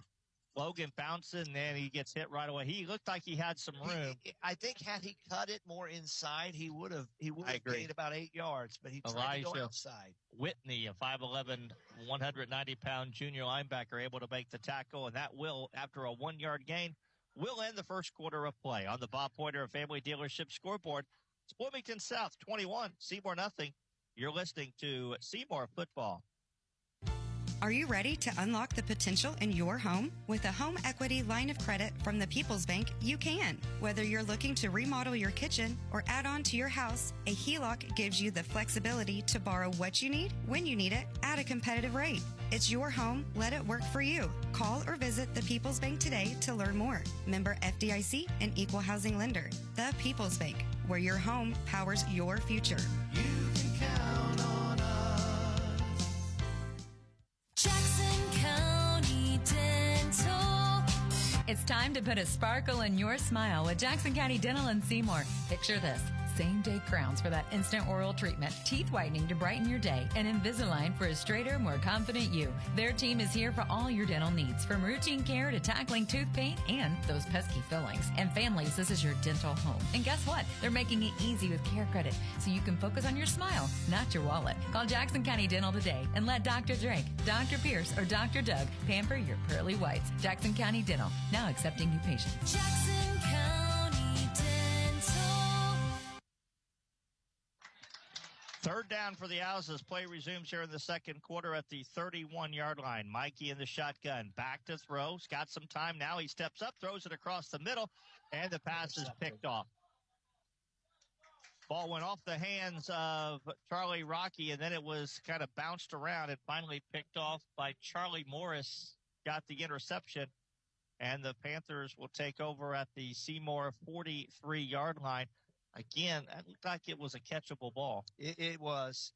Sometimes when you're running across the middle of the field like that, running at linebackers, it can be tough because you're ready for that hit to come. I don't know if that's what happened, but he kind of short-armed that catch. It was a catchable ball. We used to call that alligator arm because you protect your ribs, Yep, you know? Exactly. So Bloomington South again for the fourth time tonight starting Seymour territory. They had new running back in there. Hayden Clark this time gets the handoff, and he takes it across the 40 down to the 37-yard line and pick up a 5. And it'll bring up a second down and 5. So Hayden Clark, the running back in there after giving Townsend a blow. Braylon with a couple touchdown runs already. Combs from the 37 in the shotgun takes a snap, back to throw, throws across the middle, passes complete across the 20, down to the 10-yard line. Blake Askew on the reception, and he takes it down to the 10-yard line. Yeah, that Charlie was Rocky on the stop for the Owls. That was a great play by their quarter, well-designed play. They basically looked at the wide receiver screen and then threw a little slant route to the inside receiver. It's just a very, very pretty play. Actually mark him down at the 12-yard line at pickup of 25, but South does have a 1st and 10 at the Seymour 12. Thomas Gill, the tight end, goes in motion right to left. The handoff is to Clark, and he will find a little running room across the 10, inside the 10, down to the 9-yard line. Pickup of 4. Looks like Mitchell Mellencamp was in on that tackle. Clock moving now at 10:30 here in the second quarter, with South threatening to add to their 21-0 lead. Again, 2 receivers to the right, 1 to the left. Tight end Thomas Gill to the right. The snap. Combs throws it into the end zone. The pass is going to be caught for a touchdown. Threw it to the backside, and it was Connor Parker who made the catch. And that was one of those, he just kind of threw it backside, and Parker knew where it was. The defender never really saw it, and Parker made the catch, and that's a touchdown. Yeah, it's kind of it looked like a back shoulder throw. It looked like a really good throw. So sometimes they just make better plays than we do. Bryce Taylor in to kick the extra points. There's the snap. Ball is down, kick is away, and the kick is good. 10:18 to play on the Bob Pointer Family of Dealerships scoreboard. It's Bloomington South 28, Seymour nothing. You're listening to Seymour football. When you buy insurance, you are buying more than just a policy. You're buying the service that goes with that policy. I'm Lance Gentry, partner at Beatty Insurance. Since 1863, the staff at Beatty Insurance has been providing unparalleled service to our customers and to our community. We live here, we are active in local organizations that give back, and we love serving you. Beatty Insurance offers business, homeowners, auto, farm, and life insurance. Call Beatty Insurance for a quote today at 812-522-5640 or check out our website at beattyinsurance.com. Beatty Insurance. We are here when you need us. Bloomington South, that time 42 yards, as Lance said, longest drive of the night, 42 yards, 4 plays, a minute 35 off the clock. Second touchdown pass of the night for Duncan Combs, an 8-yarder to Connor Parker, extra point good, and it's now 28-0, and Taylor has it teed up at the 40-yard line. Yeah, it seems like tonight, if it could go wrong, it certainly has. Absolutely.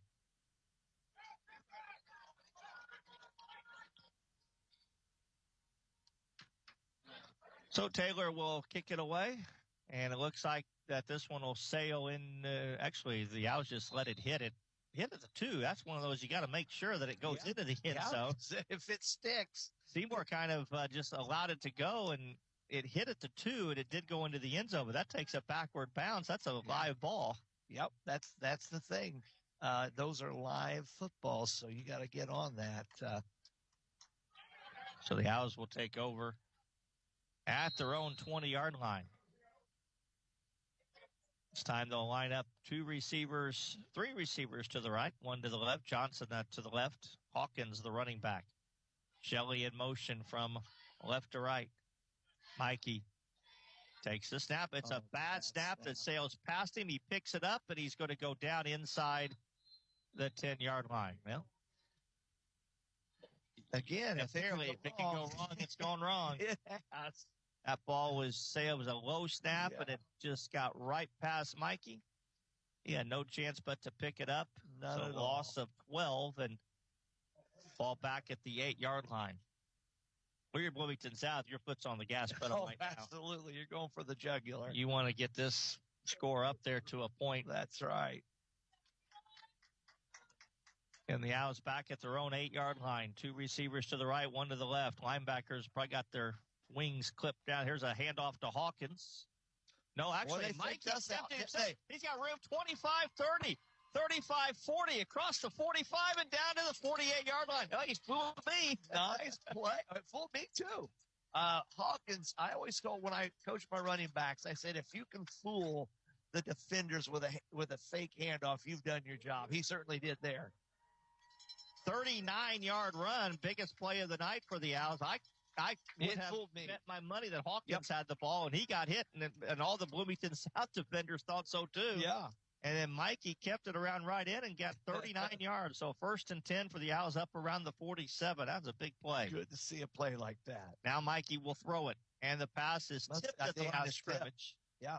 Intended for Jalen Johnson. It fell short of him, but the ball was tipped at the line. Bring up a 2nd down and 10. Yeah, it'd be nice to capitalize on this momentum here. Football is a game of inches. You know, just a fingertip like that can deflect the ball enough where we don't have a play. Tristan Hicks got a hand on that ball for South as Alex Milliken will bring in the play. Now let's go back to a 4 wide receiver set. Milliken, Shelley line up to the right. Rocky and Jalen. Actually, Jalen lines up at a tight end to the left. Mikey in the shotgun again. It's a low snap. Gets it away. Throws it out to Shelley. All right. And Logan catches it. A pickup of about 5. Third and 5. One thing about it, Jeff, is Mikey kind of squats down to get that ball, and I've not seen him do that. That I was going to ask you, Jay, that exact question, because I don't remember him doing that prior. I don't know. Problem is when you do that, if it's a low snap and you go down to get it on the knee, the ball is dead right there. That's my concern there. But again, if that's what he's comfortable doing, Owls are going to race to the line of scrimmage, 5 on the play clock, 4, 3. Got to get the snap off with 1. They do. The handoff is to Hawkins, and he will get it close to the first down. A pickup of about 3. Boy, he was driving those legs. He was. Man. He really was. It's going to be short. Trying to will himself there for the first down. They're definitely going to go for it. Oh, yeah, absolutely. Going to go for no it. question. They go for it here on 4th down and 2. I mean, even if we don't get it, this is the worst field position Bloomington South has had all night. Yeah, South's had 4 scoring drives. All 4 drives have started in Seymour territory. Yeah, the one drive they started in South territory, they had to punt. What do you have to lose here? 4th down, 3 receivers to the right, double tight end. This time they'll shift Mellencamp and Jalen back to the left. Mike, he takes the snap. He's going to run it out to the left. He looks for a cut it back, and he's not going to get there. Didn't get it. And he tried to cut it back in the middle, and the South linebackers are so fast. They cover the gap. Mikey thought he saw it opening, which I'm sure he did. Yeah. Yeah. And he actually fumbled. And South recovered, so it'll go down as a fumble, actually. Oliver Pieslawski recovered. I tell you, we just cannot, for some reason, get to those linebackers in the second level. And they close so quickly. They just envelop the football very quickly. So he wouldn't have got a first down anyway, but it'll officially go down as a fumble. So that's the 3rd turnover of the game on the house. And now Bloomington South takes over at their own 47. Combs back to throw. Across the middle, pass is complete to Sam Giles. And Giles has it across the 40 in Seymour territory down to the 38. Pickup of 15.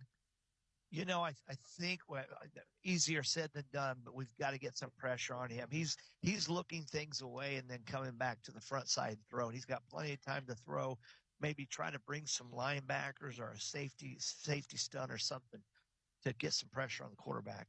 This time they'll pitch it out to Townsend on the left side, and he's got about 3-4. We'll give him inside the 35 down to the 34-yard line. Looks like Noah Broughton was in on that tackle. 2nd down and 6 for the Panthers at the Seymour 34-yard line. Clock moving, 7:20 to play, 2nd quarter. South in front, 28-0. Combs takes the snap. Go to hand to Townsend. Puts his head down, fights forward. Pickup of 2. It'll bring up a 3rd down at the 31-yard line. 3rd down and call it 3rd and a long 3, 3rd and 4. Yeah, if we could stop them here at close to the line of scrimmage, it'd be huge to make them make a decision whether they're trying to kick it or go for it again. And 3 receivers line up to the right. Tight end to the left. Shotgun, Duncan Combs. Play clock at 5. Takes the snap. Hands to Townsend. Cuts it back inside, and he's got the first down. Now had him pinned. It looked like it was designed to go outside the tackle. But Townsend saw the opening, cut it back to the inside, got 5, and that's a first down. Clock continues to move, and a new set of downs for the Panthers at the 27-yard line. I really like Townsend. He's just commanding this offense, making good throws, making great decisions on reads. What grade was he in? What? He's a junior. He's a junior. Okay. Combs to throw it this time. Steps up, throws the outlet pass. It's complete to Giles. He's got room. 15, 10, 5, touchdown. 2nd touchdown catch of the night for Giles. 3rd touchdown pass for Combs. But we do have a flag down about where he caught the ball at the 17. Let's see what this is. Pass interference against the South. So a pick play. Huge break for us. I tell you that we've got to get some pressure on Townsend. He's got all the time in the world to make throws back on Combs. Quarterback Combs, yes. Oh, okay. Yes. Combs the quarterback. Combs is quarterback, yes. Yeah, Combs. But I agree with you. He does. He just stands in the pocket. Yeah. And the thing is, he's 6'5", so he can stand tall and look over the field. Absolutely. When you can look to the weak side and then come back to the strong, you've got too much time to throw the ball. So big news about this here, Jeff, is that that it should block be lost down, right? Well, no, the block was before the ball was thrown. Oh, okay. So it's 10 yards. Actually, no, it's 15 yards from the. I think it should be 15 from the original line of scrimmage. Okay. Now, it's first down, though. I don't think so. I was going to say that. I think it's got to be third down. I think it has to be. The officials are Bloomington South's coach is Gabe Johnson is talking with the official. I think he's asking that question. Yeah. If they called that penalty before the ball was thrown, that it should be 15 yards from the previous spot. Yeah. They called a pick play on Sam Moore.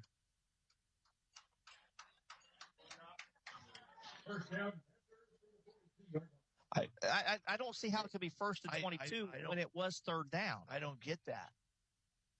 I don't understand that. Somebody's going to have to explain Yeah, this we to me. might have to ask Tyson after the game.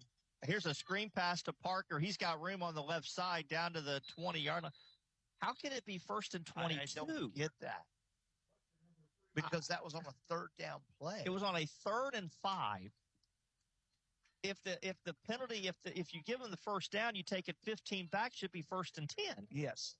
Somebody's going to have to explain Yeah, how I that was don't first get and that 22. In the meantime, South is going quickly. Yeah. And they've got it all the way down almost to a first down. So they had a first and 22. Now they have a 3rd and 1 at the 17, and they race to the line of scrimmage. Quickly, the screen passes this time out here to Giles. He's got room. He's got a first down inside the 15. So it was first and 22 somehow, and they able to pick up a first down. Now it's first and 10 at the 14-yard line. You know, Jalen down there, they tried to block him, and he ran him over to get to the football. I like the aggression there.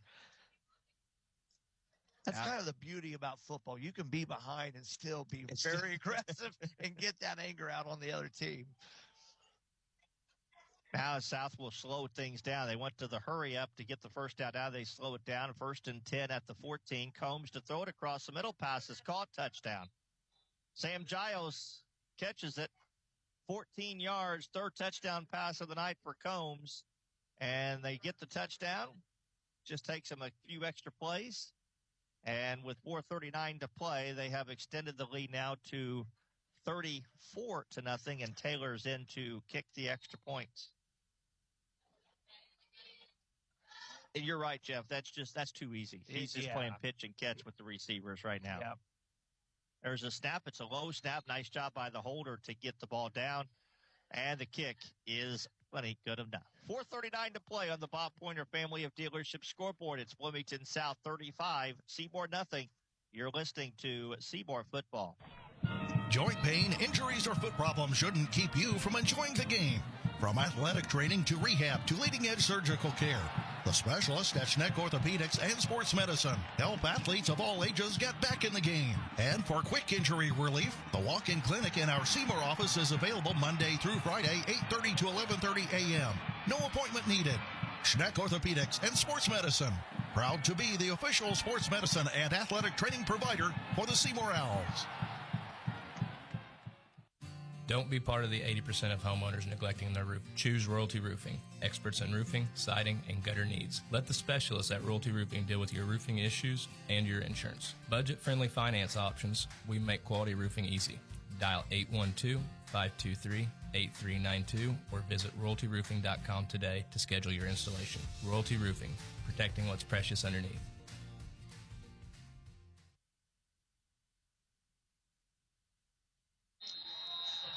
All right, Bloomington South. We got a little clarity on that penalty on what had happened. Was they didn't call it before the pass, so they gave South the first down where the penalty was, and then marked him back 15. So it should have been first and 10. Yeah, 15 yards back from that penalty spot. No, it wasn't. It was third down. It was third down. I'm pretty sure it was third. It was third down. Yeah. So I don't know. Well, but it's they end up getting the touchdown as a moot point. I was just confused on what the call was. Me too. That's why we need the microphone on the officials to let us know what's going on. Explain it to us. Kickoff was into the end zone, so the Owls take over 1st and 10 at their own 20-yard line. 4:39 to play. 2 running backs this time, Jalen and Wheeler. Mikey takes the snap, hands to Johnson, tries to find room up the middle. Very little yardage, up to about the 23-yard line. We'll bring up a 2nd down and 7 for Seymour.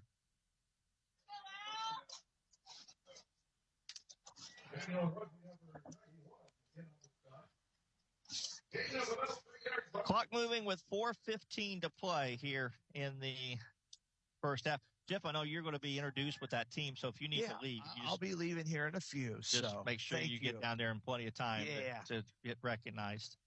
There's another handoff, this time again to Jalen. He tries to move the pile. He's fighting. Give him that. He gets another couple yards across the 25 up to the 26-yard line. We'll call it 3rd down and 4 for the Owls at their own 26-yard line. Clock moving with 3:40 to play here in quarter number 1. We'll say on our halftime, while we honor the 1999 team here, our halftime interview guest tonight is Jason Longmire, girls basketball coach. Hard to believe, girls basketball practice starts Monday. Yeah. So we'll talk with him about the upcoming season. Fall sports are winding down here, aren't they? Got cross country and football left to go yet. Here's a snap. Mikey back to throw. Throws the outlet. It's knocked away, and that could have been picked. Good thing it wasn't picked, because if it was, it was a pick 6. Yeah. Charlie Morris deflected it. I don't know that he realized he could have caught that. I think he could have easily caught it. He got up there. I tell you what, my vertical's about paper thin, but his vertical's pretty huge. That'll bring up a 4th down, and Mitchell Mellencamp in to punt it away. And right now, if you're the Owls coaching staff, you're just completely lost. Yeah. What do you do? To regroup at halftime. There's a punt by Mitchell. It's a line drive kick that'll take a nice Seymour roll and bounce all the way down inside the 30-yard line at the 27. Got the roll that time, and South will have their worst starting position of the night at their own 27-yard line. And Panthers with 3:06 to play. Bloomington South, that is a 47-yard punt. South will get the ball first to start the second half. And unless Seymour scores, we will start the second half with a running clock. Yeah. So if you're South, I think you're probably still practicing your 2-minute offense here. Absolutely. You sure are. And then you shut it down in the fourth quarter or second half and bring in some other kids to play. But, yeah, I think you're exactly right. You're going to run your 2-minute offense here with 3 minutes to play. And back to throw is Combs. He throws the outlet pass. It's caught by Connor Parker, and he will go out of bounds at the 41-yard line. You know, I was looking at their line splits. Their line splits are about 2 feet, if that. I mean, they're pretty tight in there. Pickup of 14 on the play. 2nd down. Look how bunched up they are there, Jay. Yeah, you're right. And the handoff to Townsend right up the middle, and he fights his way. Jalen Johnson held on for dear life on his ankle to bring him down. Pickup of 7 on the play.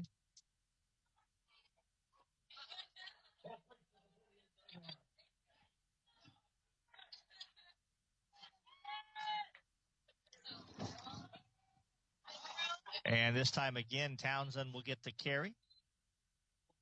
Gets it up to 50-yard line. 2-yard pickup. Bring up a 3rd and 1. Mason Nugent on the stop for the Owls. South will hurry up to the line of scrimmage as we approach 2 minutes on 3rd and 1 at midfield. Combs in the shotgun takes the snap. Hands to Townsend. He is hit behind the line of scrimmage. He's not going to get it. Going to be stopped short. Braylon Riley that time got the tackle. Nice play by Braden. Bring up a 4th down, and the Panthers will keep their offense right there at midfield.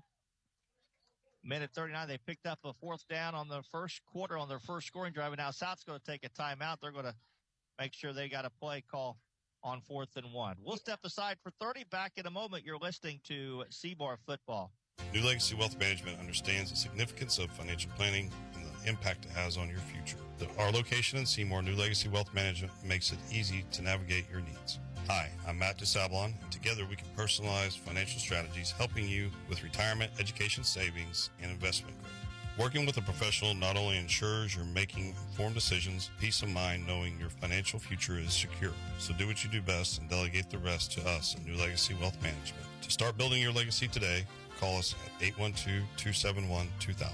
Securities offered through LPL Financial, member FINRA SIPC. A minute 36 left to play here in quarter number 2. Bloomington South faced with a 4th and 1, ball resting right at the 50-yard line. Panthers in complete control of this one, up 35-0.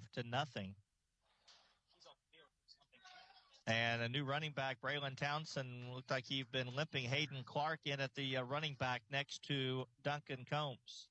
There's the snap. The hand is to Clark. He's hit and brought down. He's going to be short of the first down. Once again, Jalen Johnson got the hit. He didn't know way he got to the line. No way. That's the first down for Seymour. A nice job by the Owl defense to come up with a big play as they hit Hayden Clark in the backfield and knocked him down, and Seymour will take over 1st and 10 at midfield. Let's see what Seymour can do now with a minute 32 to play here in the second quarter. Send 2 receivers to either side. Mikey in the shotgun. He's got Hawkins to his left. The snap, the throw, passes dropped. Alex Milliken had it, and he dropped it. Second down and 10 at the 50-yard line.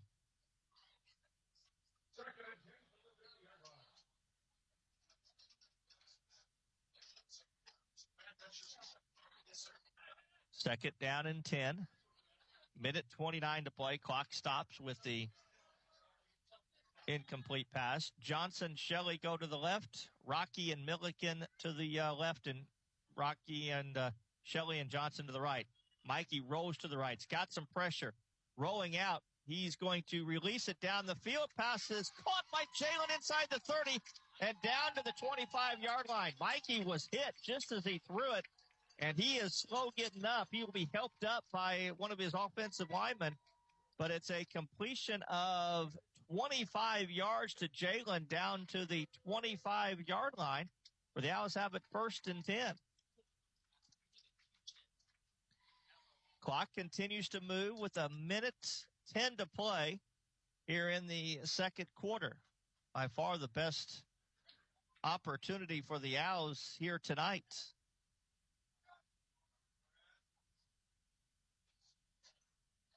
Two receivers to either side. Mikey in the shotgun. The snap, back to throw. Throws the outlet to Shelley, and it's overthrown out of bounds. Second down. Clock stops with 52 seconds to play.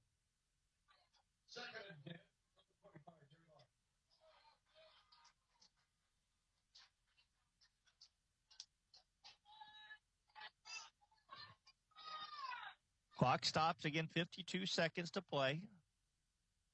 Second down and 10 for Seymour at the South 25.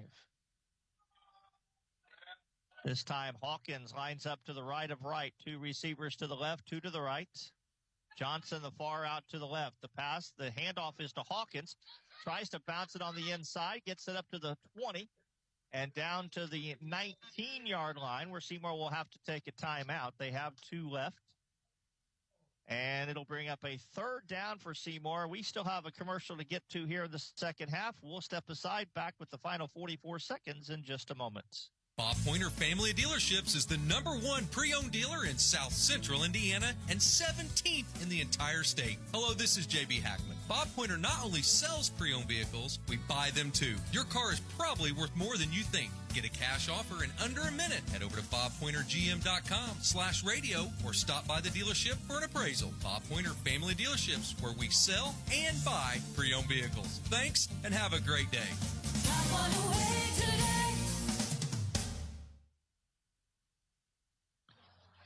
44.9 seconds left to play here in the first half. Seymour will have a 3rd and 4 at the 20-yard line. Actually, they'll mark it at the 19. Mitch Mellencamp is in at one of the tight ends with Jalen Johnson. Curtis Burke also in there at right tackle. Mellencamp and Johnson shift to the right. The snap. The hand to Hawkins, tries to bounce it to the left side. Now cuts it back on the inside. It's going to be short of the first down. Down to the 20 to the 17-yard line. And Seymour will have to take their final timeout. Fort says they have one timeout, 2 timeouts left, but they used one right. Seymour called one right before the end of the first quarter. So that'll be their third and final timeout. We'll keep it here at this point. 34 seconds to play. Seymour will be faced with a 4th and 2 at the Bloomington South 17-yard line. This drive got into after Seymour stopped the Panthers on downs at midfield. Got a big pass play for the Owls. Got a big pass play down to the Jalen Johnson inside the 30. And now Seymour faces a 4th and 2 again at the South 17-yard line. Boy, it is great to see some of these guys back down here, the 99 team. I see Andy Stark. I haven't seen Andy for ages. I see him down there. Great to see some of these guys. So, 4th down. Receivers to either side. Mikey rolls to the right. He's got some pressure. He's going to have to run it, and he is going to get the first down, does he? See where they mark him out. Right at the sticks. Question is, did he push the ball forward enough to get the first down? Official's going to come over and look. And no, he did not.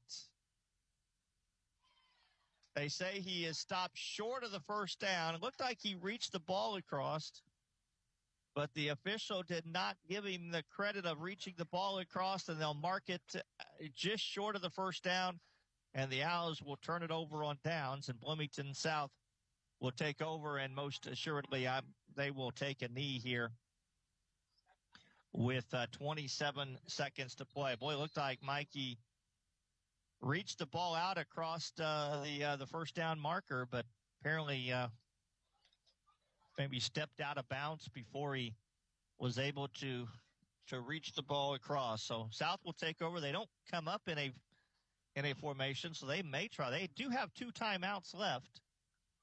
Combs is going to throw it. Back to throw. Steps up into the pocket. Now he just throws it away. That's got to be grounding. That's got to be intentional grounding, and now the flag does come out, without a doubt. There was nobody in the area. And that was about as obvious of an intentional grounding as there was. He wanted to go deep. The Owls had good coverage, and then he just threw the ball to the Seymour sideline, and there wasn't a South receiver on this side of the hash mark. And it did not take the official long to throw the flag for intentional grounding. So that'll be a loss of down and back to where he threw the ball from, which is inside the 10-yard line. They'll actually mark it down at the 5. So that'll be a 2nd down and 21. So that's a 11-yard penalty. And now South still lines up as if they're going to throw it. Combs in the shotgun. Although this time he's going to hand the ball off to Townsend, and he gets some yardage over the left end, and I think that will be the final play of the half. Doesn't look like South's going to stop the clock. Clock is ticking down under 5 seconds, and the South players are turning around and walking towards the locker room. So that will be the end of the first half of play. First 24 minutes completely dominated by the visiting team. Seymour, unfortunately, had an opportunity there to get some points, but unable to do so. And we go to halftime. It's Bloomington South 35, Seymour nothing. Our halftime show begins, brought to you by Financial Prosperity Insurance and Investments. Our halftime guest is Seymour girls basketball coach Jason Longmire. We'll talk with Coach Longmire after this 2-minute timeout. You're listening to Seymour Football. Rooted in Jackson County, Prosperity Financial aims to provide exceptional service and guidance to all who come through our doors. Retirement planning, wealth management, college planning, life insurance, and Social Security analysis are just a few of the services we offer. Make sure your heating system is ready for whatever weather winter brings. Whether it's a fall tune-up for your current system or installing a new one, Schneider's Plumbing, Heating, and Air, your local Bryant dealer, will do whatever it takes to keep your family comfortable this winter. With quality parts, reliable system, and advanced technology, they provide service you can trust. To schedule an appointment, contact Schneider's Plumbing, Heating, and Air. Bryant, whatever it takes. Get your tickets now for the Jackson Live Show, October 12th, and John Conley, October 26th, online at Jackson Live's website or Facebook page. Some people check their couch cushions to find spare change and don't realize the real money is in their garage, behind the shed, or lying around in their basement. Hi, this is Sean Franklin with Franklin Surplus. We pay top dollar for all your scrap metal. Think about that old lawnmower you thought you might fix someday, or the refrigerator that quit working, or that old car battery you keep meaning to get rid of. Turn them all into instant cash right now. It's fast, it's easy, and we pay you on the spot. Bring all your scrap copper, steel, aluminum, lead, any type of scrap metal out to Franklin Surplus, just off Highway 50 East in Hayden. Let me ask you a question. Are you looking to spruce up your living room with a vibrant splash of color? Or maybe give your exterior a fresh coat of paint that turns heads? Or dive into the world of trendy wallpaper designs? Well, if the answer is yes, or even maybe, it's time to call S&B Wall Coverings. From commercial to residential projects, they tackle it all. Painting, epoxy flooring, light remodeling, insulation needs. Their quotes are absolutely free, so you'll know exactly what you'll pay for. Don't wait any longer. Contact S&B Wall Coverings today. Watch your home turn into the place you love. 812-216-0162. Halftime here as the Owls take on Bloomington South as we spend some time with girls basketball coach Jason Longmire. Believe it or not, girls basketball starts on Monday. Officially start practice on Monday. And Coach, I always say officially starts on Monday, but as is the case, it seems like maybe a couple months here and there. But after the season ended last winter, you guys are just right back at it again, getting ready for the following year, aren't you? Yeah, we get about a month break, and then we have our summer stuff, and come back in August, and we're off there. And then we have 6 weeks build up before the season started. And I thought we had a good fall this year. We had 10 to 12 girls that were in here that weren't in a fall sport, and an opportunity to get some things done and get better, especially with their individual games. So, I thought it was a good session for us. Talk a little bit about what you do during the summer as far as leagues, tournaments. I know we host our own little showcase here, and I think maybe you go to a couple more, maybe play in a league up north somewhere. Yeah, we try to get 15 to 20 games in. We got our tournament that we have every year. That gives us an opportunity to play here on campus and not spend a whole lot of money to go somewhere else. We played in the Shelbyville League, which was really good this year. We got to play a lot of opponents that we don't get to see very often. We subbed a couple times at Lady Mac up in Indianapolis, and then we took the kids to Hanover. So that allows us to kind of spread it out and get what it is that we're looking for. And we're trying to turn in a whole lot of new faces this year, so see what we got. Talk a little bit about what you try to look for in summer play. Obviously, wins and losses don't matter. You're trying to develop, and some of the girls may be playing varsity for the first time to get them accustomed to the speed, if you will. But what are some of the things as a coach that you're trying to accomplish with your summer play? It's really year to year, and it depends on what you have and what you have coming back. And we bring back an experienced team, and it's different. At that point, you're going and you're kind of competing you're trying to win more of those games because you expect to. And with what we had this year, we're returning a lot of kids, but we're not a lot of our kids don't have varsity experience. So with this group, we're just trying to get them court time. We're trying to see what it is that their strengths and weaknesses are against the next level competition that what they were facing last year. So, it varies year to year. When you got an experienced team, you want to go play as tough a competition as you can and see what you got. And those are the years that we'll take kids to IU camps and places like that where you're going to play some really good competition. Sure. Try to avoid that a little bit this summer because we just don't have the returning players that we felt that would do us any good. So with this one, this summer, it was just really trying to get court time for a lot of these kids and see what they could do at this level. So let me ask you, what did you find out about some of these kids this summer? We got some work to do. We lost a lot of scoring last year. this is arguably the smallest team I've ever had. And between my time here and my time at Jennings County, this is as small as a team as we've had. We've been fortunate the last couple of years to have decent size, and this year we don't. So we're trying to figure out, are we going to be able to play more up-tempo? You really don't want to get stuck in a half-court game when you don't have a whole lot of size.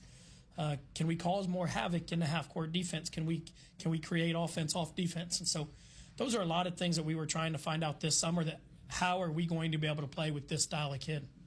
Obviously, every team loses seniors, and as you said, we lost a couple of good ones that were a very large part of our scoring in Kendall and Journey, and obviously Claire Marshall helped in different roles. So you always have to replace a senior class, but when you're replacing a class that scores as much as this senior class did, that kind of makes it a challenge, doesn't it? Yeah, and you're also replacing a kid like Jaden, who defensively gave us a lot of things, and we knew we could count on her to do those things as well. So it is tough when you replace those. And, our leading scorer coming back is at 7.1 points per game with Sophie, but Sophie's game has changed drastically from last year. She is such a stronger, more solid player now than she was at that point. But, when you always got to replace, but it's really hard when you're replacing as much as what we had to. That was a big part of our scoring, and we knew it going into every game that we could count on 30 or so out of Journey and Kendall combined. And so this year, it's going to be more by committee than it was by just a couple of kids. Well, I was going to ask you about that because obviously, Sophie coming back and Emmy Munson obviously coming back. Neither one was really asked to be a significant scorer, and I'm not saying that they're being asked for that this year, but it's almost like that it's going to be maybe about 5 or 6 girls at some time maybe have to step up and give us 14 or 15 points a game.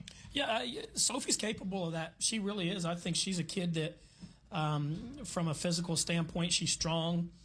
She's worked really hard on her game, and so I think right now she's going to be the focus of everybody that we play. And I still think we're going to be able to get her some things, but this team ought to be able to knock down some shots, and so that is going to be a key for us. Is how do you hide some of our size, and it's being able to spread them out and knock down some shots. It's being able to create some things in transition and pick up the tempo a little bit. So those are the things that we're working on. But this team has the capability of being one of our better shooting teams, since that Lupker group. Sure.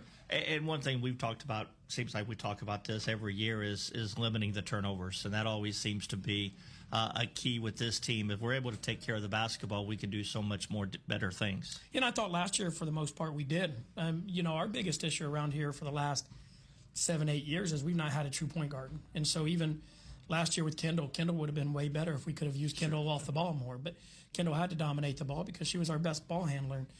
So now we're trying to really get somebody else to run that so we don't have to use somebody like Sophie to do it. Maybe we can be able to do that by committee. That way we can bring our scorers off with some more action and the ball's not stuck in their hands. I think that's a big part of eliminating those turnovers, is making sure that you have a point guard that can get you into your offense.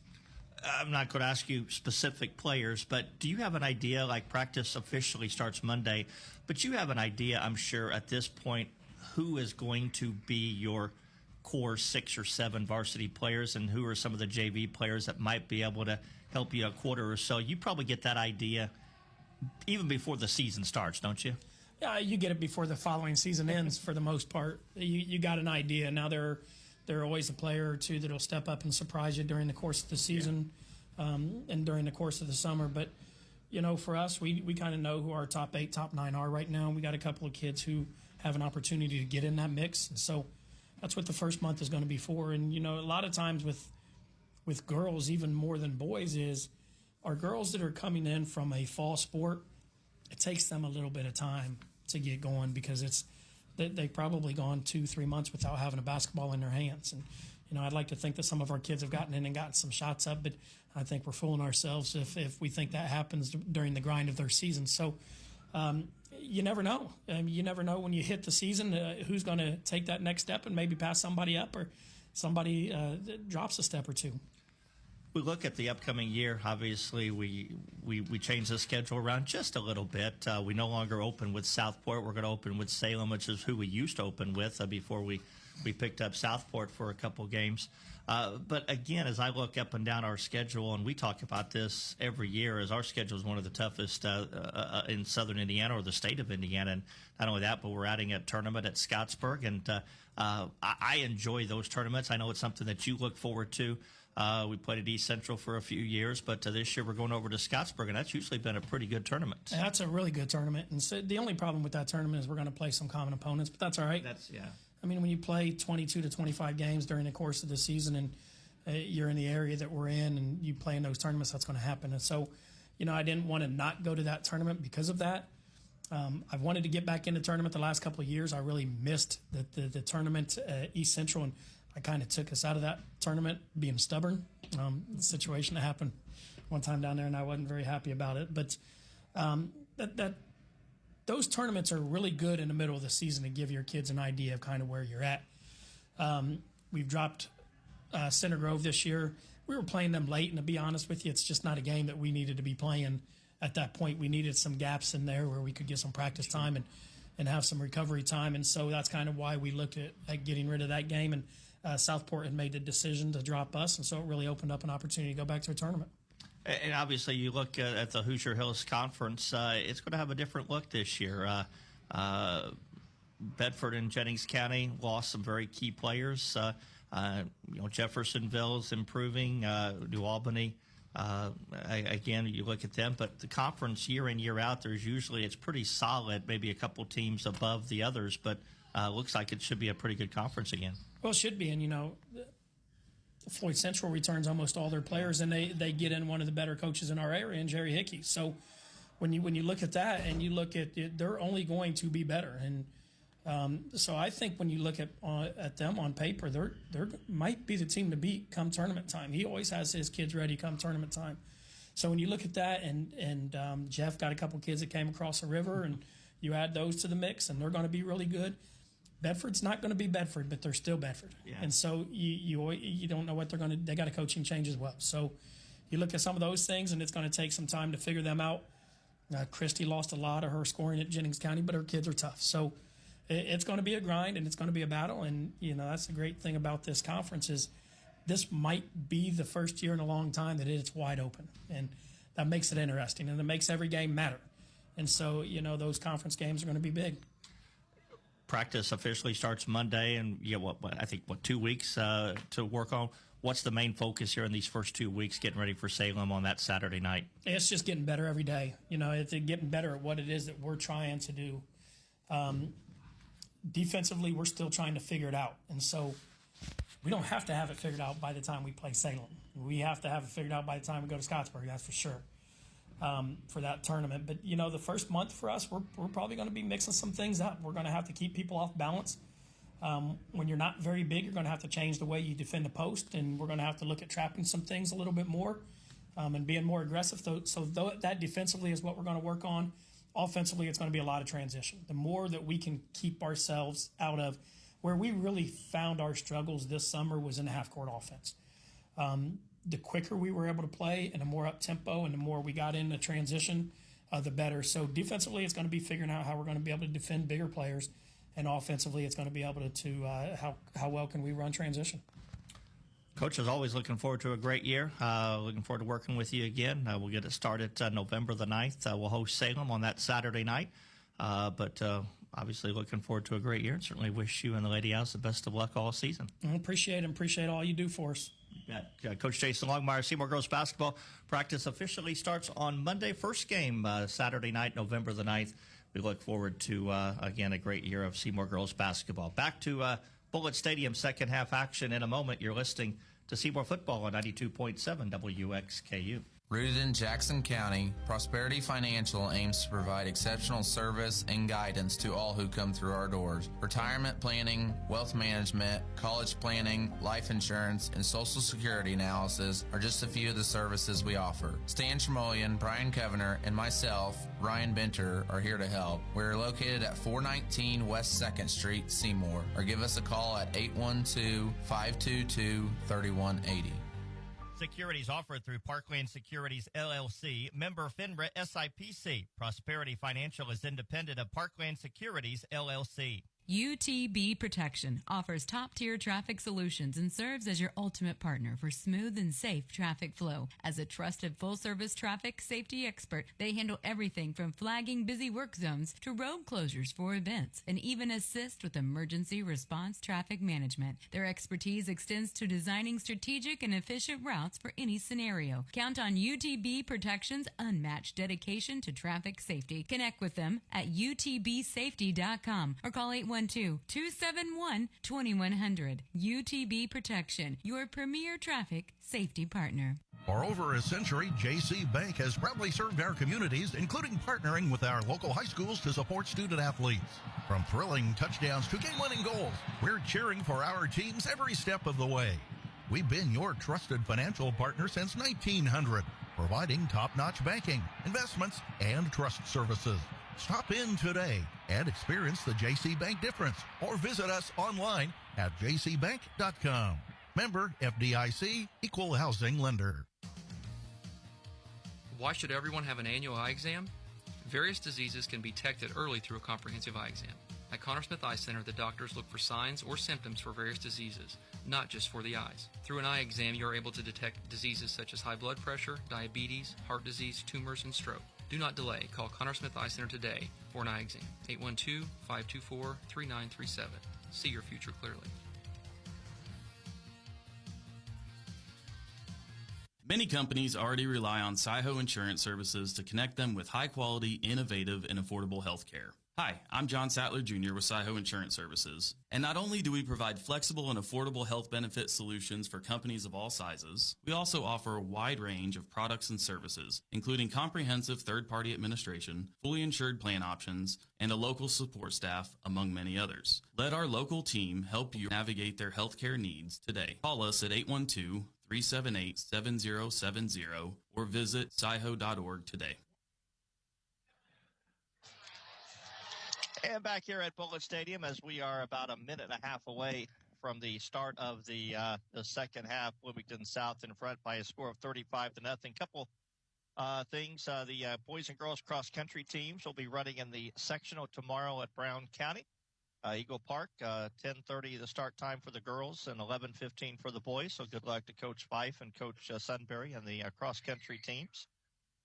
They are other than football, the last of the fall sports, and girls basketball practice starts Monday, so we'll get that underway here in just a couple of minutes. Boy, Jeff, it was really neat to see some of those guys down there. I know it was neat to see them. I'm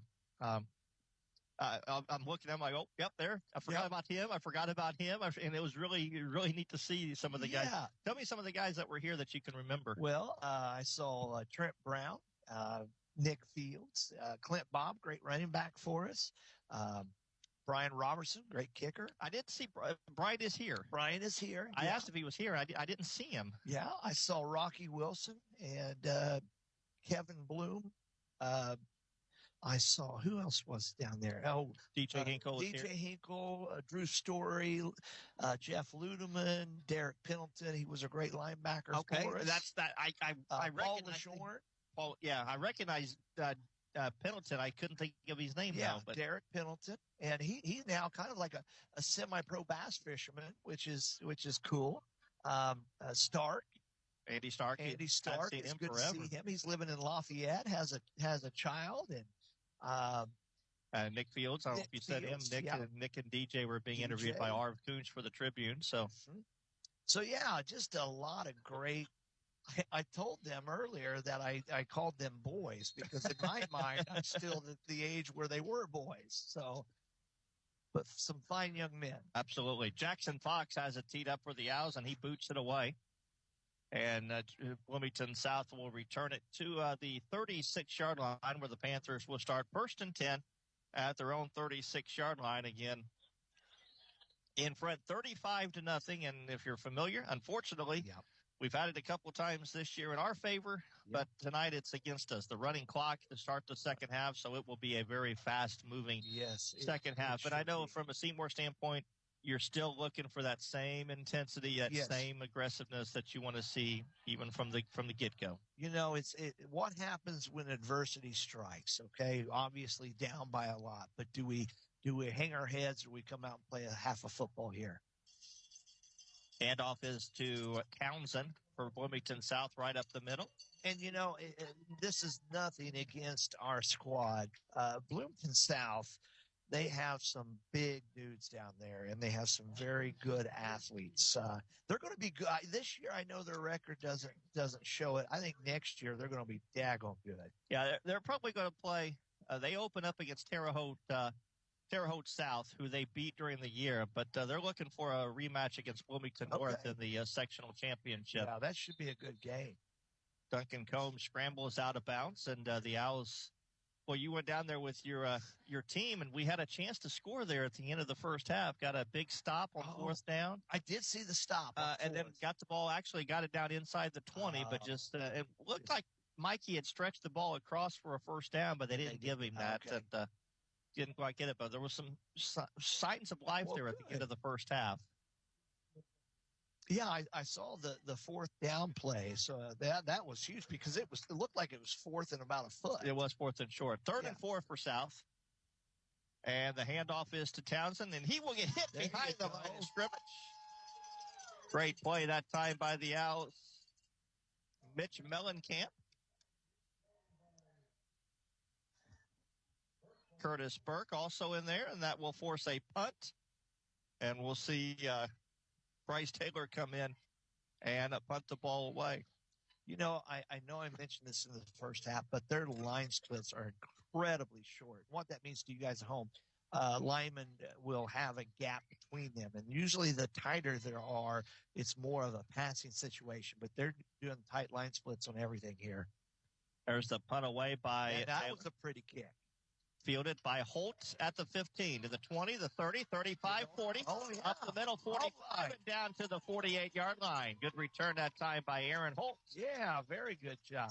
Took that ball right up the middle, and it's a 32-yard return, and Seymour will set up shop 1st and 10 at their own 48-yard line as the clock continues to move. Again, running clock, only time it stops is after a touchdown, an injury, or a timeout. Mikey in the shotgun, empty the backfield. 3 receivers to the left, 2 to the right. Here's a throw out, and it's knocked down at the line of scrimmage. That kid looks to be about 6'3" or 6'4" that batted that pass. Luke Arnett, 6'3". Good call. Okay. 6'3", right. 210. Yeah, big boy. Big 93 there on the left side of the line. Yep. And Mikey's not short, so it just shows you how talented he is to bat that ball. Yeah, Mikey's 6'4", so right there. Yeah. He is. He's a junior as well. They have very little seniors. You, they're going to be good. They're going to be good next year. Yeah, they really are. There's the snap again, empty backfield. Mikey steps in, throws it for Jalen. Jalen gets it, catches it, but then is brought down immediately by Liam Moore, the corner over there, and he has been lined up wherever Jalen goes. Yeah, they send number 1, Liam Moore, a junior, but and you see why there. He's their shutdown corner. He closed quickly and made a great tackle. Luckily, forward progress gave us some good yardage. Even if Jalen lines up as a tight end, he lines up. I've noticed he comes in as well. Yeah, that's something I've not noticed on inside. He will lock up on Jalen wherever Jalen goes. This time to the right, 3 receivers to the left. In motion is Jackson. They'll fake it to him. Mikey will run it up the middle, and he gets hammered. Fake the jet sweep. And 5 white jerseys can bail on him. Elijah Whitney. We got a pretty good spot there. Yeah, actually got a really good spot. Yeah. Pickup of 2. And it'll bring up a 4th down, but a 4th and manageable. 4th and 2. This is a no-brainer. At the 44-yard line. The clock already under 7 minutes here in quarter number 3. It goes by the running clock. It's like you look up and you're halfway done with the quarter already. You're done with it, yeah. Literally, I mean, we're halfway done with the quarter already. 3 receivers to the left, 2 to the right, empty backfield. Mikey takes the snap in the pocket, throws it out. Pass is caught by Jalen, 35-30, and goes down inside the 30 to the 28-yard line. Nice pass play that time. Jalen ran as he was going downfield and just stopped. Mikey hit him. First down, pickup of 16. Yeah, it's called a hitch route. A little hitch route there, acting like you're going to go deep and making a quick stop. turn around, catch the ball. 1st and 10, ball at the 28-yard line. 2 receivers to the left, 3 to the right. In an empty backfield, they've come up with this formation from the get-go. Mikey steps up. Now he's going to run the quarterback draw. Bounces it out to the right side. It's going to get some decent yards. Will be pushed out of bounds. Let's see where they mark him. About the 24-yard line. Yeah, some good yardage there. Actually, about the 23-yard line. Yeah. So give him 5. And it'll bring up a 2nd and 5 for the Owls at the 23-yard line of Bloomington South. Again, set up a good punt return by Aaron Holt. And the Owls pick up a 4th down and now have it 2nd and 5 at the 23. Empty backfield. This has been the formation from the start of this drive. Mikey takes a snap, throws a screen to Shelley. Logan tries to get a block, gets to the outside, inside the 25 and out of bounds. Looks like he got to about the line of scrimmage, really. Yeah, he got inside right about the line of scrimmage. Yeah. Just ran about 15 yards for about 2. Yeah, it looked good until you saw where the spot was. A pickup of a yard. Yeah. He was pushed out of bounds, but again, clock continues to move. Already under 5 minutes to play here in the 3rd quarter. Seymour facing down with a 3rd and 4, obviously 4 down territory. And Mitchell Mellencamp a little late to the party here as he comes out and wants to line. He's going to line up in a slot. Wow. A snap. It goes through the legs. Actually, Jalen, I would throw it away. Throw it away. Jalen just rolls out, now throws it, it's picked off. Oh, the guy dropped it. Oh boy. Well, it was a wildcat formation. I didn't realize that Jalen was in the. Okay, yeah. Jalen was in the shotgun. Okay. And the ball went through his hands, and he was being chased by about 5 or 6 white guys, and should have just thrown it away. And now the ball should have been picked off. Yes. And unfortunately, we got an injury on the play. Who is that, Lance? We know who's down for the Owls. I can't see from here. It's a Seymour player down. Yeah, Mikey had split out as a wide receiver, and Jalen was in the wildcat, and the ball went through his hands, and he was just running for his life and threw it away, and should have been intercepted, but unfortunately for them. Yeah, it went right through his hands. I mean, it was right there for the taking, So they tend to the injured. I still don't know who is down for the Owls. Trying to look to see if I don't see anybody particular in the huddle. And it doesn't look like a cramp. Trying to see if I don't. I see, thinking it's an offensive lineman. I'm pretty sure it is. I see all of the receivers, the normal receivers and running back standing down there. So you got Curtis Burke down there. You've got. I don't see Mitch. No, there's Mitchell. Okay, good. I thought maybe it was Mitchell. You don't want anybody to be Blake hurt. Steinbrook, maybe? Especially a senior. Okay, they just brought him up. No, I think they're bringing a couple of players to help him off the field. Makes me think whatever the injury might be, or an ankle or something. And they're just carrying him, number 70. Diego Aguilar, the starting center for the Owls. Oh, man. Great kid. Had him on the coach's show a couple of weeks ago. Super young man. Looks like a knee, maybe. Not putting any weight on that left knee, so hopefully it's nothing serious. So hopefully it's maybe a sprained ankle or something like that. To where you've got a 2-week period here before the next games, but he is not putting any weight it's definitely an ankle or a knee is left. So I believe Jacob Dow will come in as the replacement center. I didn't see who came in to replace him, but looks it is like Jacob Dow. I think it might be a knee issue.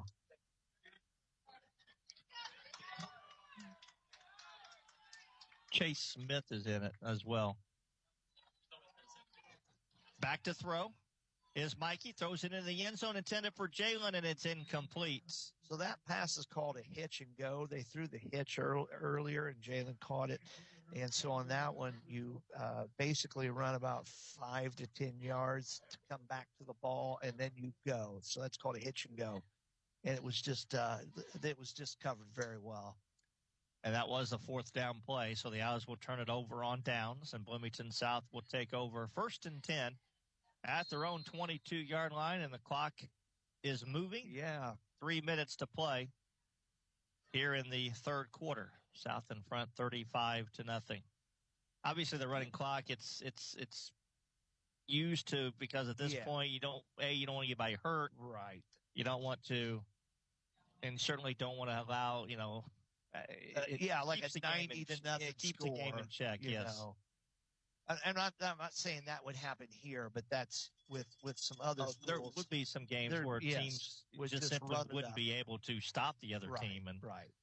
so, And I've been impressed this second half, knock on wood so far, with our defense. And we've moved the ball on offense a little bit here. So some positives to come out here this third quarter. and the Owls jump off sides. By the way, the first play, it was a completed pass from Combs to Parker, and now the Owls jump into the neutral zone, and that'll cost them 5 yards and give South a first down. Almost looks like South maybe is going to take this drive and try to, with their starters, and I can see them sending their starters to the bench and bringing in some of the younger kids to start the fourth quarter. Again, Townsend is the running back to the right of Duncan Combs. He is back to throw. Intended for Parker, and it's overthrown. Pretty well played. Nice coverage by Devin Jackson down here. Jackson Brock also back there. It's incomplete. Bring up a 2nd and 10 at the 35-yard line. You know, that was good coverage there. With Devin Jackson, the thing he needs to continue to work on is as the receiver turns to look for the ball, then too he does need to do that as well. So, but yet he was running with him stride for stride. It's a pretty good coverage. So nice. Just a quick mention about the halftime. It was nice to recognize some of the players that have no longer with us. Yeah. A couple gentlemen recognized. Yeah, it's just and one of our Verdettes, actually one of our managers as well, Cam Wheeler's mom. Yes. Yeah. And of course, Mr. Prangy, was he still a coach? Yeah, I think he might have just gotten out at that time. Okay. But he coached these kids as they were younger. Yes, yes, exactly. Yes. So.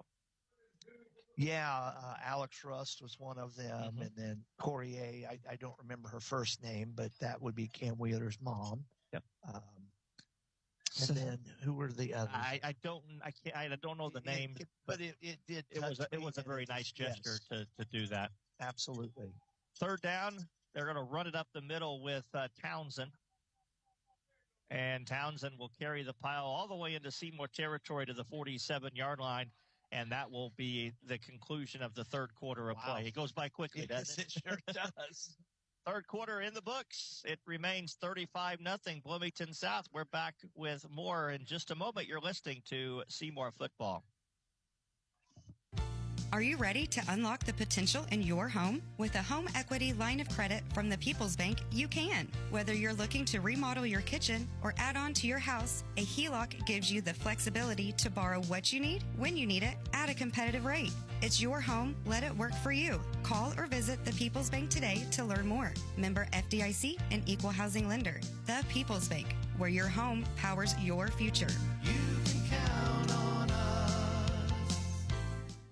When you buy insurance, you are buying more than just a policy. You're buying the service that goes with that policy. I'm Lance Gentry, partner at Beatty Insurance. Since 1863, the staff at Beatty Insurance has been providing unparalleled service to our customers and to our community. We live here, we are active in local organizations that give back, and we love serving you. Beatty Insurance offers business, homeowners, auto, farm, and life insurance. Call Beatty Insurance for a quote today at 812-522-5640 or check out our website at BeattyInsurance.com. Beatty Insurance, we are here when you need us.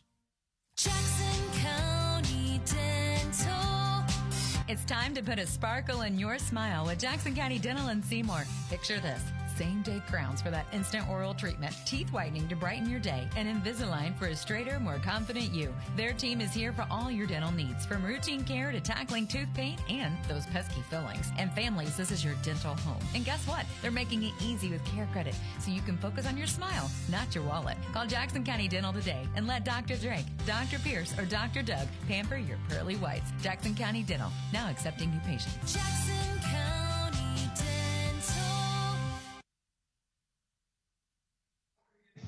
As we start the fourth quarter, Bloomington South called for a false start, so it backs them up 5 yards. Be first and 15 from the 48-yard line. As Duncan Combs takes the snap, hands up the middle, it's Hayden Clark, and he just about broke it. Nice touchdown-saving tackle that time by Aaron Holtz. Had Aaron not made that tackle, he would have been gone. May have gone the distance. Is a pickup of 12, so they get the yardage back, and then some. Second down and 3 at the 40-yard line, and just starting the fourth quarter. Mentioned that was the first team I broadcasted. My two nieces were mentioned. Well, Amy Hill, for those maybe listening, Amy Hill was a gradette on that team. And is that Ryan's sister? Ryan's sister, Yeah. Yep. And Jill Robertson, Jill Hubbard, was a cheerleader. Okay.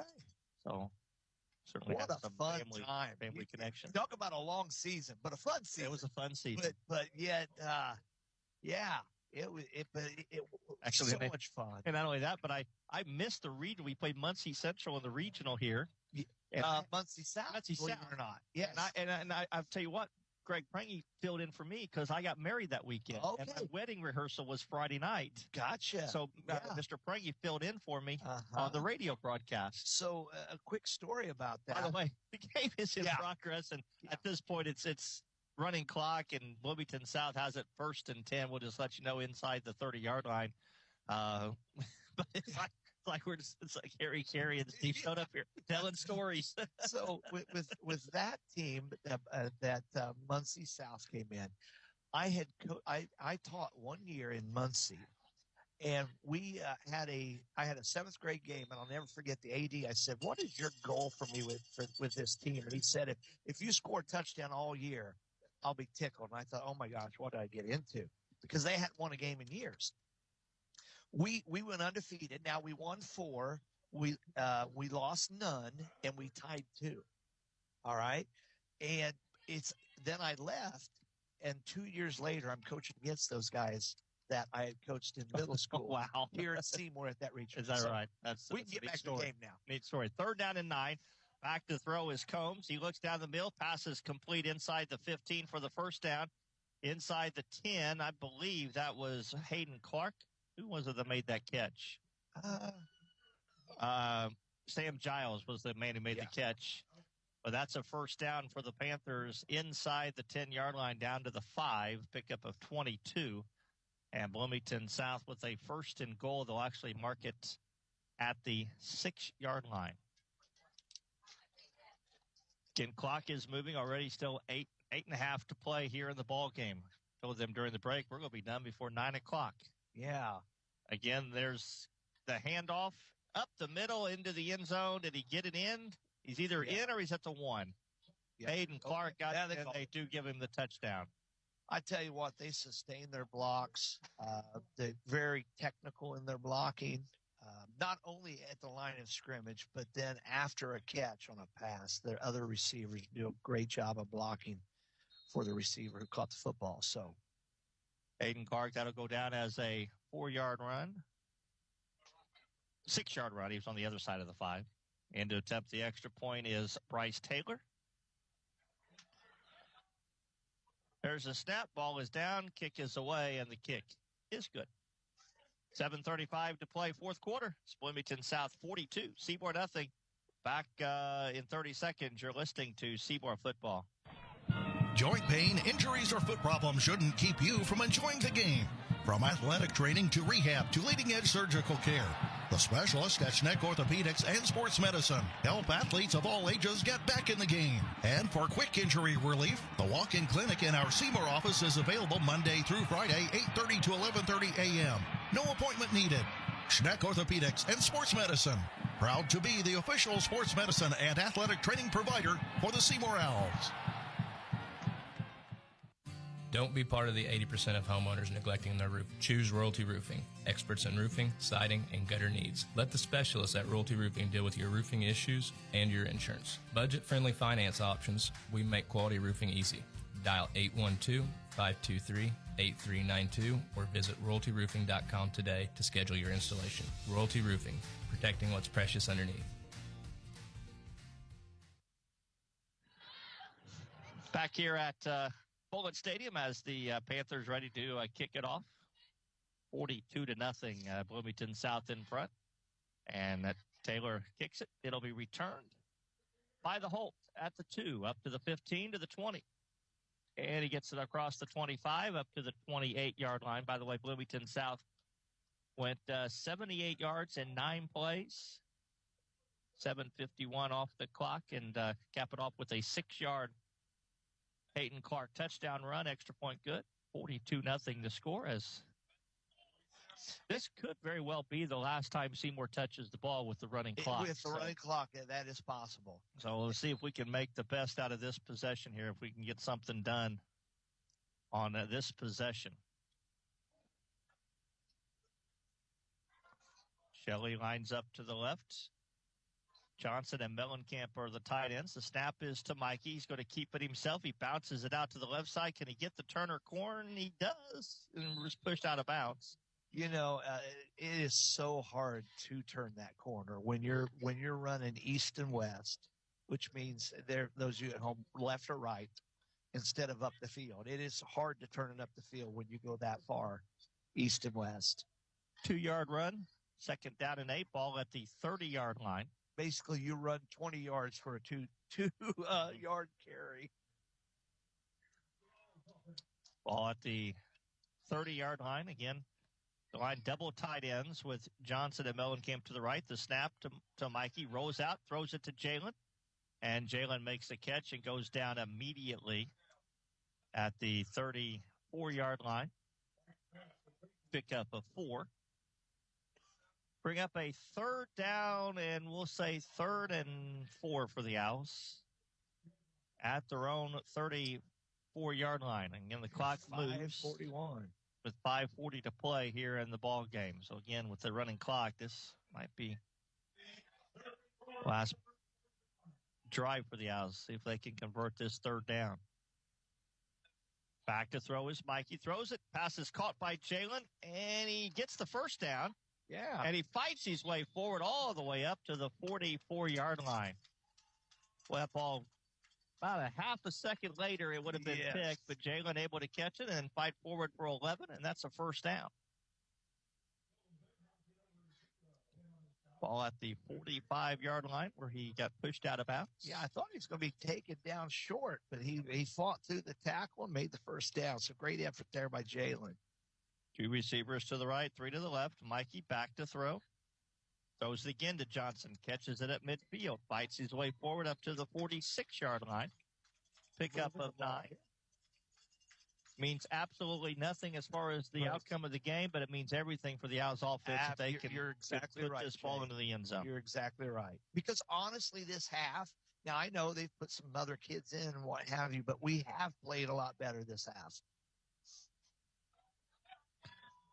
Back to throw is Mikey. Little pump fake. Throws it across the middle. What Pass a is beautiful caught pass. by Logan Shelley. That was a beautiful pass. It was. He actually faked one side and went to the other, and it really worked well.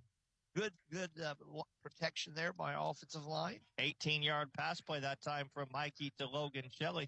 You know what, Jeff? I don't know that they've put in a whole lot of different people defensively. They still got number 1. You're right. You're right. They got number 1 still out here. And Zero I is don't their know that they have offensively, too.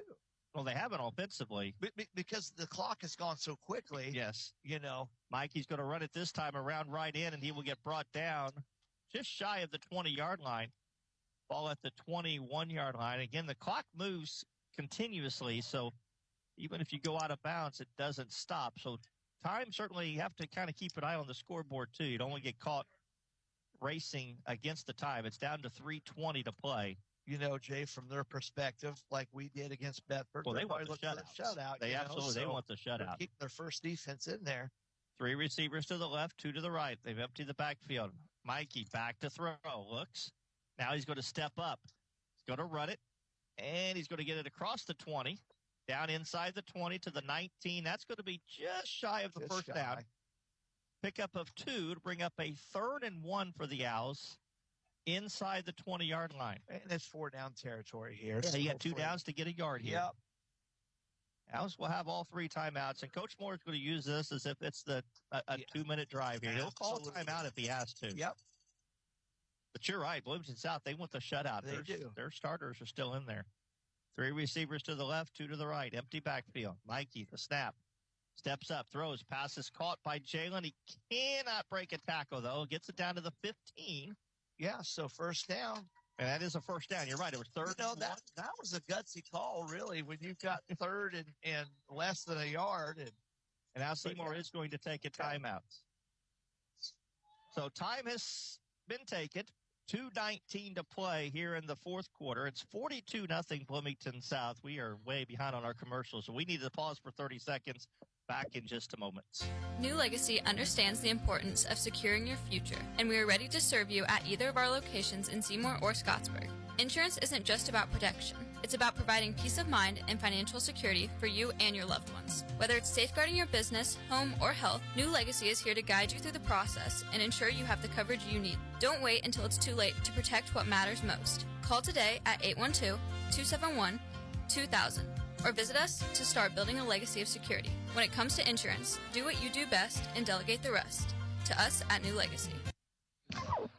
Back here at Bullitt Stadium, 2:19 to play in the ball game. Seymour trailing 42-0. Outcome is certainly not in doubt, but the Owls trying to get a touchdown here as this game comes to an end.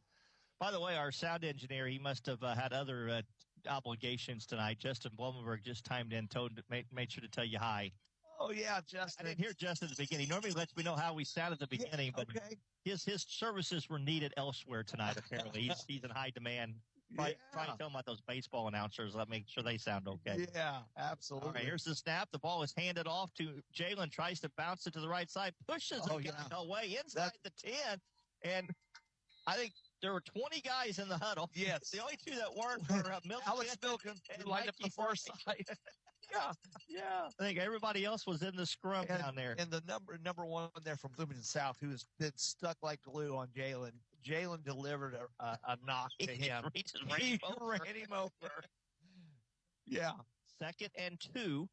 Ball resting at the 7-yard line. And I tell you what, that kid is a good defensive player. Again, they line up. Jalen in the backfield. And he's going to get the carry. Right side. Can he get the corner turn? He does not on this carry. He will get it down at the 5. And Seymour's going to have to take a timeout, I think. Well, no, they're not. They're going to keep going. Did they get the first? Yeah. Now it's first. You know what it is? You're right. It was 3rd and 2, and they got the first down. First. Good call. I wouldn't mind seeing them fake that to Jalen, run a little bootleg action out of that. The clock still does not stop, so it's about a minute to play. Again, 2 receivers to either side. In the shotgun is right. Back. He's going to roll out to the left. He looks. He's got Johnson in the corner. Got it. Yes. Great call as got rode out to the left. He got the linebacker to bite up the fort, not let him run. Jalen was able to get to the corner of the end zone, make the catch, and the Owls are on the board. A 5-yard touchdown pass from Mikey Wright to Jalen Johnson. Yeah, it basically was a bootleg. Yeah. It wasn't a fake to Jalen. They faked it to number 3. And then went to the opposite side with Jalen running an out route. And what a great throw there. Jackson Fox in to kick the extra point. Clock is moving. I didn't think the clock was supposed to move on extra points. Technically, no. Okay. Now all sides is caught on. They're going to have to stop the clock. The problem is the clock is moving. Yeah. They're going to have to stop that clock. And it's going to let the clock run out.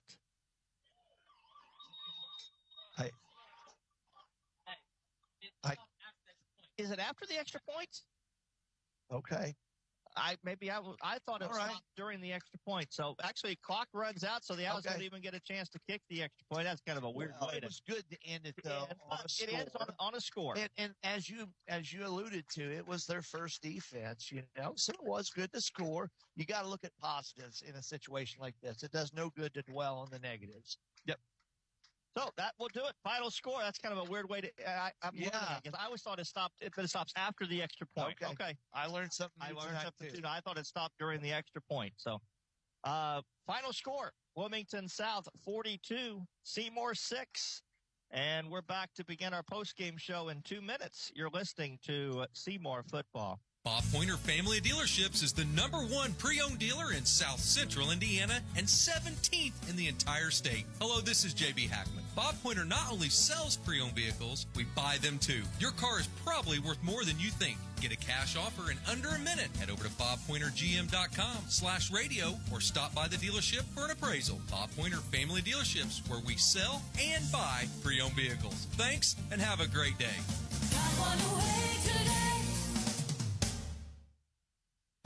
Have you recently reviewed your home and auto insurance policies? Do you have adequate coverage in place? We at Stall Insurance are here to help. Come see us at our new location, 211 North Chestnut Street in Seymour. Our agents Shane Tremoyan, Jennifer Skidmore, Nathan Newkirk, Ben Stahl, and Chris Stahl can help evaluate your current policies and make sure proper coverage is in place. That's Stall Insurance at 812-524-0692 or come see us at 211 North Chestnut Street across from City Hall.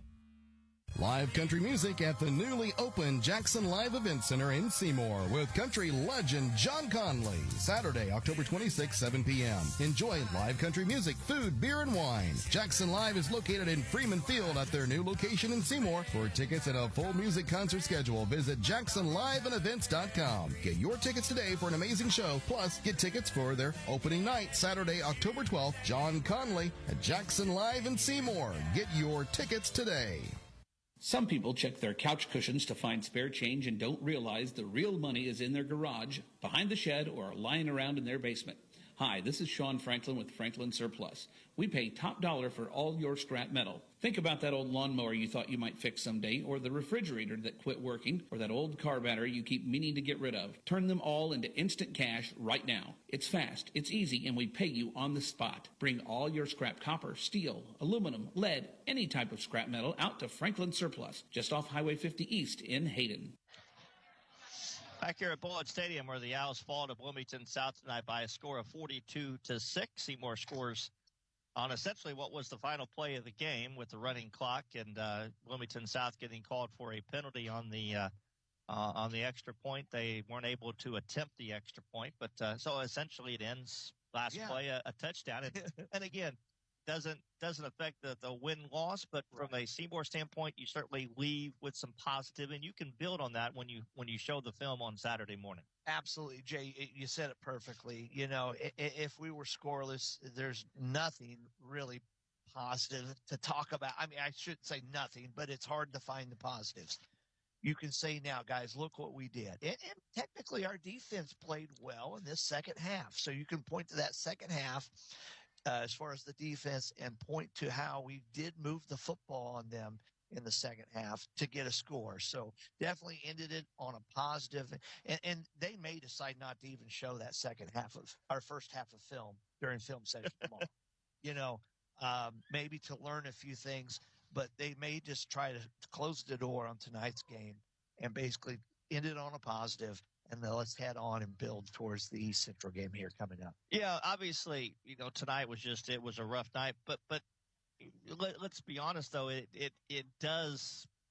there is a lot of work to be done because it doesn't get any easier with East Central coming. I mean, they're not quite the talents that they had the last 2 years, two-time defending champion in class 4A, so they move up to 5A with the success factor, but they're still East Central, and they're still going to come in with the same type of team they've always had. I've never known a soft East Central team. They're just, even when they had a bad season by their standards, they were always really good. So, yeah, East Central, they're a hard-nosed group of kids. They always have been. Alan Perry here's behind us. He remembers playing East Central. And actually, he's going to do our post-game talk here. So he can talk a little bit about East Central, Jay, and I think I'm gonna head out. So, Jeff, I appreciate your help tonight. I know it was last minute, and I think Corey might be with me in 2 weeks. So if this is the final time, hopefully we get you back again. But we'd love to have you for as many times as you want to come back. We'll do it again. Thank you, Jay. You bet. Thank you. I appreciate it. So. Alan Perry is going to join us here on the post-game show as the Owls fall here to Bloomington South. And Coach, obviously a rough night tonight, but again, and I'm always one that I try to find the positives. And you know, we score a touchdown on basically the last play of the game, as it turns out. And you have to build on something, and certainly that's a positive way to end what was a rough night. It was, and that was kind of our message to the guys at halftime, that we wanted to come out and establish some sort of momentum into the second half and then into postseason play, because we know we've got a really good East Central team coming here to our home field in a couple weeks. So, yeah, that was honestly our message at halftime. Just, hey, everybody stay together, get some positive momentum going into the second half and then on into the sectional play. And that was still against their number one defense. They still had their kids out there. They were trying to get the shutout, and we found ways to get Jalen the ball. And I think that's the bottom line, is we got to find ways to get 84 the ball. Yeah, I mean, he's really good. Jalen's really good. Mikey did a really good job of staying disciplined there, taking what they give him underneath and finding Jalen. And, yeah, he's a really good football player. And the more times we can get those two in advantageous situations, Mikey and Jalen, the better that we're going to be. And I thought we did that in the second half, and hopefully we can continue to do that going forward. You know, obviously the first half and the bottom line was, and again, I don't know what the feelings are, but first half it came down to field position. I mean, they had 4 of their scoring drives in the first half started in Seymour territory against team. And I know they're 4-4 and they're not having quite the same year, but it's still a Bloomington South, good quality football team. You give teams a chance to start on the other side of the 50-yard line, that makes it awfully tough. Yeah, they're a really good football team, really good. I know their record doesn't necessarily show it like it has the last couple of years, but they're a really good football team, and that's what we talked about all week, is that they're going to be really well coached, they're going to be really disciplined, and that's exactly what they were. So their assignments, they make their reads, they fill hard, and that's exactly what they did. It was a struggle for us to run the ball early, and that put us in tough situations behind the sticks on second and third down. And then, yeah, like you said, when you get behind the sticks and you're forced to punt deep in your own territory, that's going to happen a lot. But yeah, give them credit. They're really well coached. They do a really good job over there. And like I said, their record may not show it this year, but that's still a really, really good football team. So what do we do now in the preparation? We get a week off, no game next week, but obviously now the focus completely goes to East Central. How does this team, how do we have to prepare to play? Because it, again, is going to be a tough challenge. It's going to be a really tough challenge, and I think our kids are excited about it. We get a chance to host a sectional game. We've had some success here recently in the postseason. Like I said, East Central comes here. It's just going to be really, really key for us to this week be locked into the game plan. That's going to be important this week.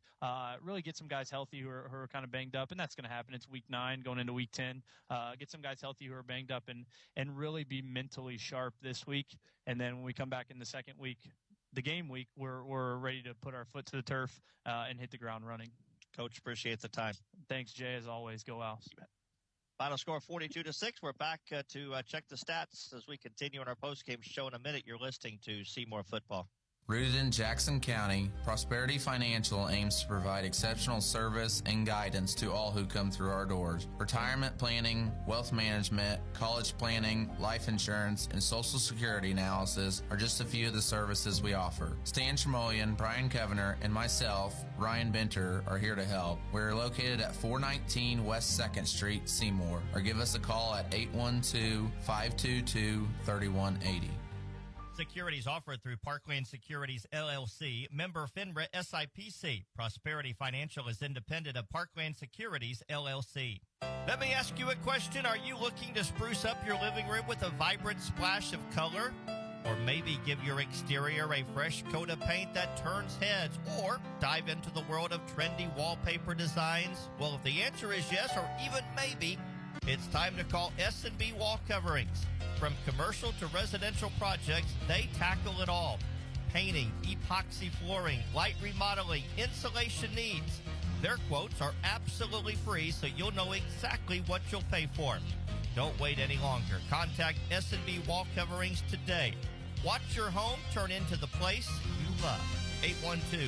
812-216-0162. UTB Protection offers top-tier traffic solutions and serves as your ultimate partner for smooth and safe traffic flow. As a trusted full-service traffic safety expert, they handle everything from flagging busy work zones to road closures for events and even assist with emergency response traffic management. Their expertise extends to designing strategic and efficient routes for any scenario. Count on UTB Protection's unmatched dedication to traffic safety. Connect with them at utbsafety.com or call 812 512-271-2100. UTB Protection, your premier traffic safety partner. For over a century, JC Bank has proudly served our communities, including partnering with our local high schools to support student athletes. From thrilling touchdowns to game-winning goals, we're cheering for our teams every step of the way.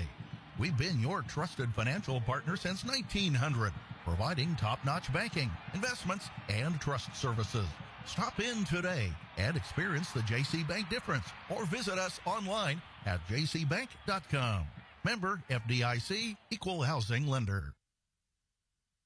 And back here at Bullitt Stadium, mentioned the fact that Coach Tyson Moore was not feeling well.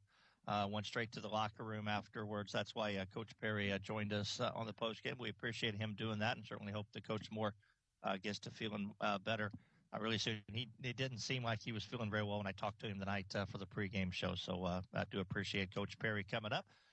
Lance, let's look at final stats. We'll start with Bloomington South. Duncan Combs was 14 of 19 for 185 yards, throwing for 3 touchdowns. Sam Giles had 6 catches for 88 yards with 2 touchdowns. Connor Parker had 5 catches for 55 yards and a touchdown. Rushing the ball as a team was 27 for 141 yards, averaging 5.22 yards per carry, getting 3 total touchdowns.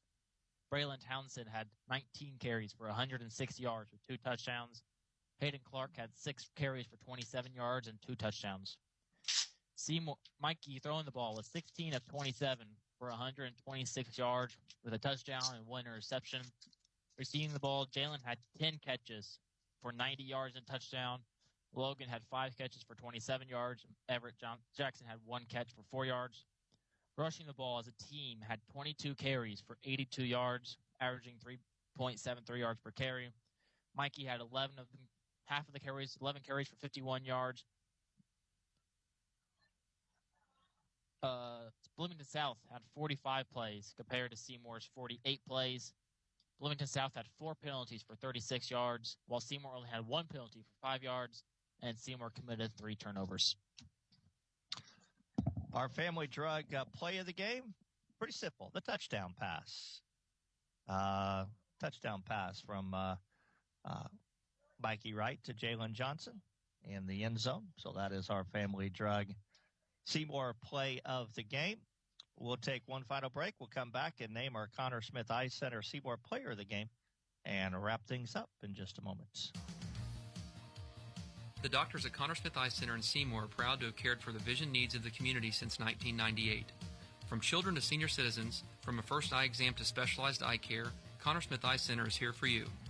Don't miss your yearly exam. Make your appointment today. Connor Smith Eye Center, 812-524-3937. See your future clearly.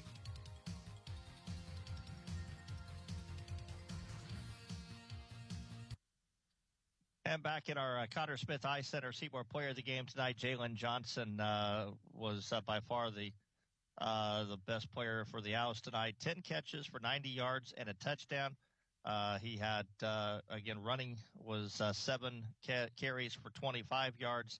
He caught the touchdown. He also made a big 4th down stop on Bloomington South there at the end of the first half. That almost it came close to resulting in a touchdown for the Owls at the end of the first half. But, again, Jalen Johnson, our Connor Smith Eye Center Seymour player of the game. It'll be an off week next Friday. The Owls will get, 5A and 6A take a week off because there's limited lesser teams in those classes. So 2 weeks from tonight, we'll be right back here at Bullitt Stadium, and we'll welcome in the 2-time defending Class 4A state champion East Central Trojans, who move up due to the success factor. That, by the way, is going to be a 7:30 kickoff. We heard that from Coach Kirk Mance tonight in the pregame show. Just allow East Central a few extra minutes to get here. It's a long travel from St. Leon, about hour and 45 minutes, and so we're going to make it a 7:30 kickoff Friday night in 2 weeks, when the Owls will welcome East Central for the opening round of the Class 5A sectional. Good luck tomorrow to the Seymour boys and girls cross country teams as they run in the sectional at Brown County. Also, don't forget IU football tomorrow. Big game for the Hoosiers. The Fox kickoff show is there live, and sellout crowd at Memorial Stadium tomorrow. I know Lance and my other son Brandon are going to the game tomorrow. Going to be a fun day in Bloomington as they take on the Nebraska Cornhuskers. That is a 12 o'clock kickoff tomorrow, and you can hear that game right here on 92.7. My thanks to Jeff Claycamp tonight for filling in for Corey here at home. For Lance Hubbard, I'm Jay Hubbard. Thank you for letting me be a part and letting us be a part of your Friday nights. And we hope that you'll be back with us again 2 weeks from tonight, if not in person, along the airwaves. We'll start our coverage at 6:30 with the pregame 7:30 kickoff as the Owls will entertain East Central again 2 weeks from tonight. Final again tonight, it was Bloomington South 42, Seymour 6.